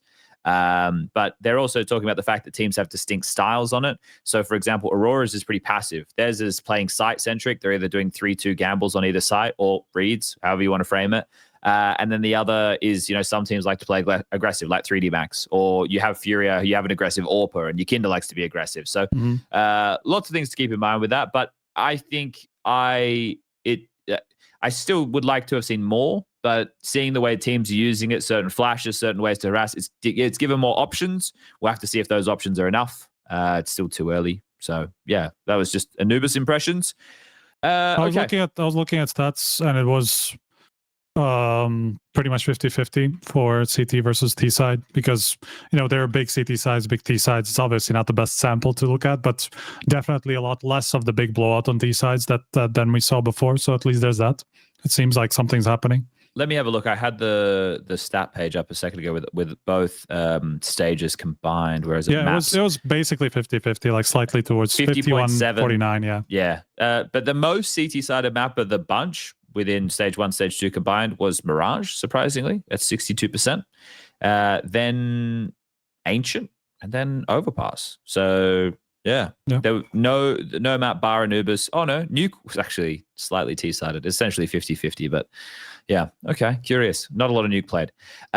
We need more Anubis, need more sample size, need more development of the map and the meta. All right, let's move into our What Are the Odds? This one is brought to you, presented by, I should say, Stake. We'll bring this one up when Lucas is ready. And the What Are the Odds for this week is, I want to make sure I get the wording. Yeah, I'm waiting. I want to make sure I get the wording the same as what I sent to Lucas so I don't fuck it up. All right, here it is. What are the odds presented by Stake for this week? It's a Spirit versus Vitality final. Now, they are on opposite sides of the bracket. That was the grand final we had in Katowice last year. We have the former champ, which is Spirit 2024, going up against Vitality, the current champ, 2025. And the two of them could be on a trajectory to play each other in the grand final. So, gentlemen, what are the odds? 36%. Okay. All right, Rain Man. 60% favored for both. Okay. 60 times right. 60. 60% times 60%, 36%. 36% he wants, Lucas. Okay. So but I guess we can go into the 36. I guess we can go to the conversation a bit more here, though, Striker, because one side of the bracket, Spirit side, is FURIA versus Aurora. Winner plays into Spirit. And then on the other side, it's G2 versus MOUZ. Winner plays into Vitality. So is there either of those sides that you think's more of a lock than the other? I think Spirits, especially because of how FURIA have looked a bit off. I think obviously Aurora also looked better than we would have expected, but I still think they're not like in the top 5 conversation. So it's more because of FURIA. I would say Spirit are probably more likely to make it than, if we see a Vitality v MOUZ semi. Okay. Yeah. Do we really want to see Vitality MOUZ again? Not particularly. No. It would be cool to see G2 do something again because it's been a while. Not gonna lie. They beat them in that London final, right? G2. Yeah. Yes. I think the quarterfinals would be very fun. Then the semifinals so-so. And then the final will be fun again. I think it's going to be a Spirit Vitality final. I'm giving it 70%. Whoa. See, you've gone with feeling this week, Prof. I like it. I like you've gone with feeling. Do you really feel the other teams are in that poor form? Do you think Spirit is in good enough form to be able to get past those two names on the side of the bracket? I think combination of both, honestly. I think Vitality and Spirit just showed the most so far. And also they have Donk and ZywOo, who have been in great form, both. They're just like going 1 for 1 to be who is more outrageous on the day. So yeah, seems to be a bit of a gap. But look, I don't know. I think MOUZ have some promise there. That's maybe the upset potential. Here's the thing, right? If MOUZ do beat G2 and then they beat Vitality, they have to win the final, right? And I don't mean that they will. I mean that they have to save themselves. To save themselves. Like if it's ever going to change, it needs to change now, right? Like, I don't know how long this can go on. They can't do another year of the same. Well, they can. They definitely could. They could do another year of the same shit. But I just think for their own sake and sanity, they have already done 2 years of the same shit. We need is wow. I think in 2023 they won more, didn't they? Not 2023, 2024. 24. I can't even fucking remember. I lost a year there somehow. Yeah, same. Oh, the 1 year they won just EPLs, right? Right. True. Well, it's still something. Last year they won Cluj. At least that was an arena event. So yeah. Okay, so you've gone 70%. Striker's gone 36%. I don't know. I think it's probably the best final based off of what we've seen out of everyone's form right now. But I do believe that FURIA are starting to awaken. Okay. But if I could, like ZywOo versus Donk final is a lot of fun, best of 5. And they've both been on a tear, man. Yeah, map pool wise, we're gonna get Inferno ban from Spirit. We're gonna get Ancient ban from Vitality. So that's a pretty fun map pool. Yeah, I think that would be the most fun final. But the likelihood, what do I think? I'm just gonna go straight down the middle. I'm going to go boring. I'm going to go 50%. It's 50%. It happens or it doesn't happen. Well, because both of them in the semis, just one best of 3 to make it happen, right? And I would say that they are both going to be the favorites in their semis. So I'm kind of banking on favorites winning and getting it done. Chat went with 64%. And here are the odds generated on Everybody's screen. Fucking trolling, man. Well, you always go with like actual because this is data and numbers. I'm just saying this is odds. This is not what I think will happen. This is what the odds are of it happening. Man, we're vibes guys, all right? I know. We're vibes guys. We have fun. We're having. But also, you would not be a good bookmaker. I'll tell you that much. Nah, no way in the world, man. I don't know how statistics work. What's a percentage? I don't know. All right, that is what are the odds for this week? We kind of briefly just there touched upon the matches. But one thing while we're on it, the stake promotion. Ah, yes. Let's not forget about it. Let's not forget about it. Weekly stake promotion, reload. Brought to you by Stake and HLTV Confirmed. You can claim it via support using code HLTVORG, and you will get $35 across 7 days after a minimum deposit of $20. This is for new users. Enjoy. Gamble responsibly. All right, there you go. Thanks to Stake. Thanks to HLTV. All right, let's talk about this now, the final part of the show before we shut things down and everybody gets to tune in for the playoffs on Friday. We just did essentially playoff predictions with the what are the odds, but maybe we can get a little bit more granular right now. We did Vitality very quickly when we were doing the tier maker before. Something I want to note for Vitality, they haven't lost a map yet. And shout out to people who are just learning how seeding works. It's really cool. I love it when I get to read how people are just learning how seeding works. When I read the comments like, yeah, but man, they only beat BCGame and 3D Max to qualify for the arena. And I'm like, yeah, they're one of the highest seeded teams. What normally happens in that case is you verse the lower seeded teams. That's how it works. That's just how it works. And guess what? It even gets amplified when higher seeds lose to lower seeds, and then everything gets funky. So if people went, oh, they only beat BCGame and FaZe, because obviously 3D Max lost to FaZe, right? So, I mean, FaZe lost. Yeah. So, and Aurora beat everyone on MOUZ and Falcons on their side. So. Exactly. So, Vitality only had one close map out of the 6 played. That was Ancient, a map they don't even play. 25-22. Everything else was a relative stomp. 13-8, 13-5, 13-6, 13-6, 13-7. Yeah. I mean, the confidence looking, they're looking good. They're looking good. Everyone's playing. They're all playing well, right? They're doing exactly what they need to do. So Vitality are my favorite to win the whole thing, right? I'm back in Vitality in a best of 5 to beat any of the teams at the moment. I think with the form of FURIA not being great, but also I thought it was interesting from Yukinder in that interview saying we never really put ourselves on the same level as Vitality. I guess the context is probably important, but I read that and I was like, but you beat them, and you were the top team going into the major to close out the year. You were on a streak of 3 trophies, but I guess they've got high expectations themselves and they know how practice goes or what the output is. So we'll have to see what FURIA can do in the playoffs. Do you guys have anything to add with Vitality, or should we talk about someone else? Zywo 53 kills in a map.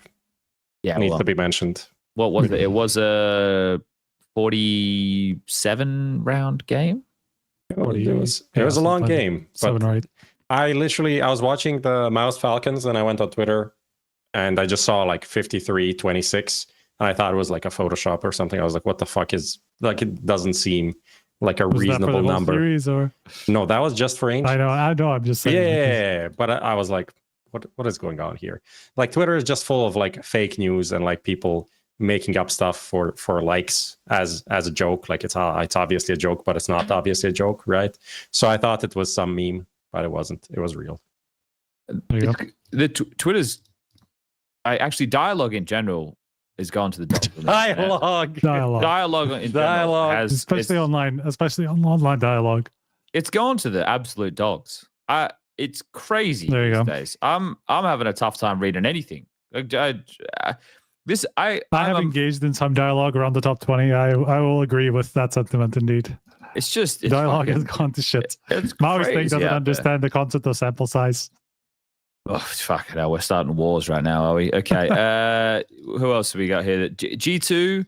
How do we think G2 are going to go against the MOUZ? I think that's an interesting game on paper.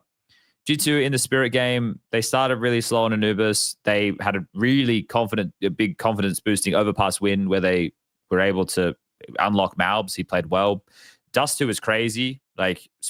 Shiro was going mental in that first half of Dust 2.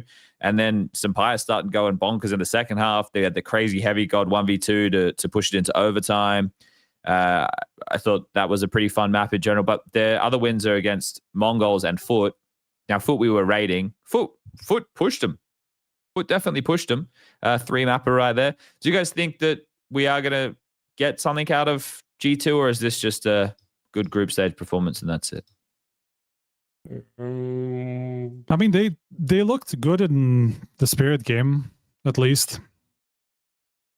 I don't think it's just, I mean, obviously their run wasn't super impressive just because of Foot and MONGOLZ, but then in the Spirit game, they were 2 rounds away from actually winning it. So they were in the driver's seat of Dust 2 down the stretch, and they had their money fucked late. I think there was a couple rounds where they were maybe a little bit aggressive, which I would say aggressive, but they were aggressive throughout. Senpaius was doing so many rounds. He's doing the classic 32 player Dust 2 strat, smoke suicide, molly back cat, run up mid. I'm like, hey, fucking hell. doing that against Spirit, who were happy just to play really slow defaults a lot of the time. Yeah, I mean, in that game, I think there was that they'll listen in to Saw when they're losing, like they're losing at the half, like 8-4 or something, and the clip from Saw was like, you know, we are losing, but like every round we know what's happening, and we know what we want to do, but we still lose, you know, so we're still kind of in it, and they ended up coming back to overtime, losing it.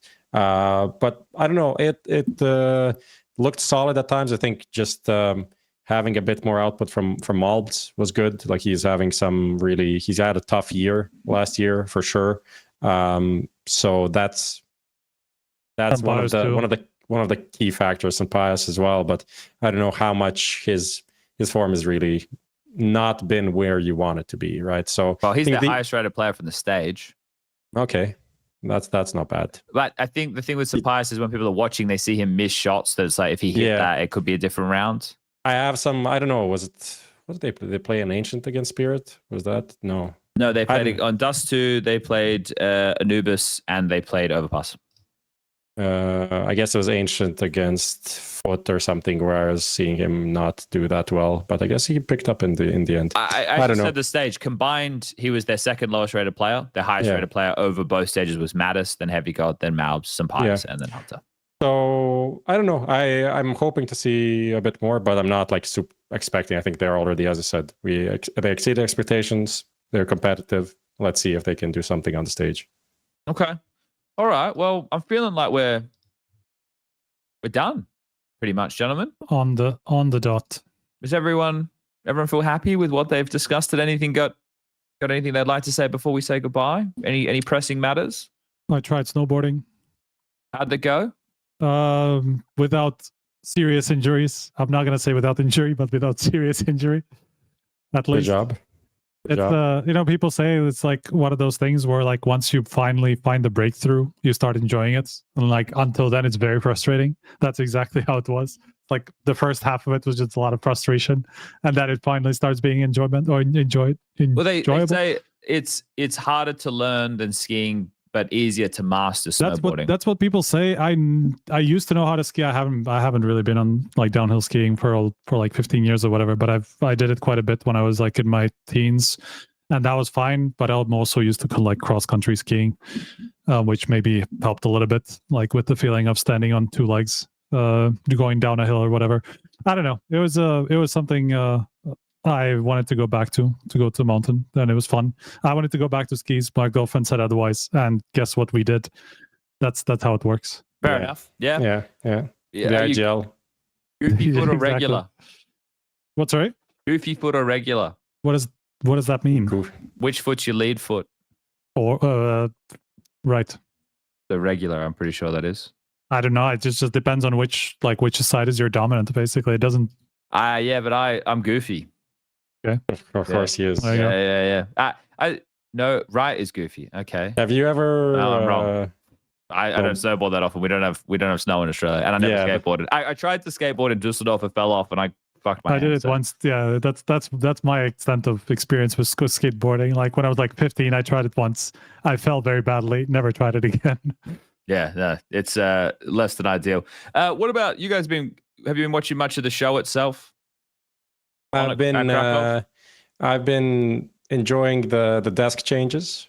I think it started kind of not in whatever, but I think after a few days, they got a hang of like what to do. I don't know if people really have noticed or haven't, but it's been like some of the between series, like between maps, have been like canned in favor of having more quality than quantity. And then when they have the desk lasts like 20-30 minutes. So there's a lot of things going on. Like there's opening to the show where they had like Yanko and Dupree talk about some like tactical pauses back from like, I don't know, 5 years ago or whatever. There's some interesting insight, and I don't know. I've been enjoying the vibe that has been brought. Yeah, was also there. Interesting feedback online that I've seen. I think a lot of people expecting a formula that has been done for a long time, and they're not getting that. So that seems a little bit jarring. But I think you hit the nail on the head there, at least as far as I'm concerned. It's like the quality of what you're trying to bring which is different from just match analysis for each game. Because I think if anybody has a look at Owner Pixel, who has a lot of viewers, as soon as the desk comes on, he goes and plays GeoGuessr. Yeah. So I think that shows you the value that somebody like him sees within a desk. Yeah, but it's also like it's not really, or it doesn't really work for co-streaming in general. Like, I don't think that's even a metric that makes any sense. It's like, oh, a guy that talks doesn't want to listen to other guys that talk. Like, that's not really, like, he wants to talk about the action or about things. Or not about the action. But it's less about just looking at it from a co-stream perspective. You look at it from a viewer habit perspective. Yeah, I mean, that's the thing. Like, I was also surprised at some point when, like, I don't know, there was like kind of end of a day, I think, was it Aurora beat Falcons, and there was no desk after that. I was like, I think one thing is having the consistency of like what to expect, and people are creatures of habit, so right now they don't know what to expect. That's one thing, but I don't mind the direction that things are going in. I think it's still kind of funny because JL feels like a player and not the pundit. Like, he feels like someone being interviewed. And I'm not really a fan of that. But it's also a 1 week long event, so I think he's like picking up a bit. Like, that's his first time. I mean, it's hard to. Yeah, it always happens, and I know the fans love it, because the fans, when a player says the most obvious shit, they're like, "Oh my god, this is the insight that was needed." But that player has more resume, or how would I say? It just comes with more weight, even though it's the most obvious thing. But I dislike seeing it from the point of view. It just feels like they need to be catered to so much, as in they should be a part of the conversation, not just like ask me a question and then I can answer it. Like, you are here, you're paid to talk, so don't just sit there. There's that being said, he even made fun of himself at some point. If you saw the clip when he like started saying something, then just paused, and then Janko just continued talking. It was it's fun, but I think he had some good insight because he is so fresh. That's just how it is. Yeah. Okay. All right. Well, let's wrap it up then, shall we? We're going to close things down. We're going to move on to what will be an off day tomorrow. I did say that ESL are going to be putting out a lot of content, so if people want to continue to listen to chit chats, there's going to be more of that going around, and there's going to be a lot of people who are going to be watching this VOD on YouTube or whatnot later. So thank you for tuning in for another episode of HLTV Confirmed, partnered and presented by Stake. Remember to gamble responsibly. Good night. Hope you all have a nice dinner. Bye.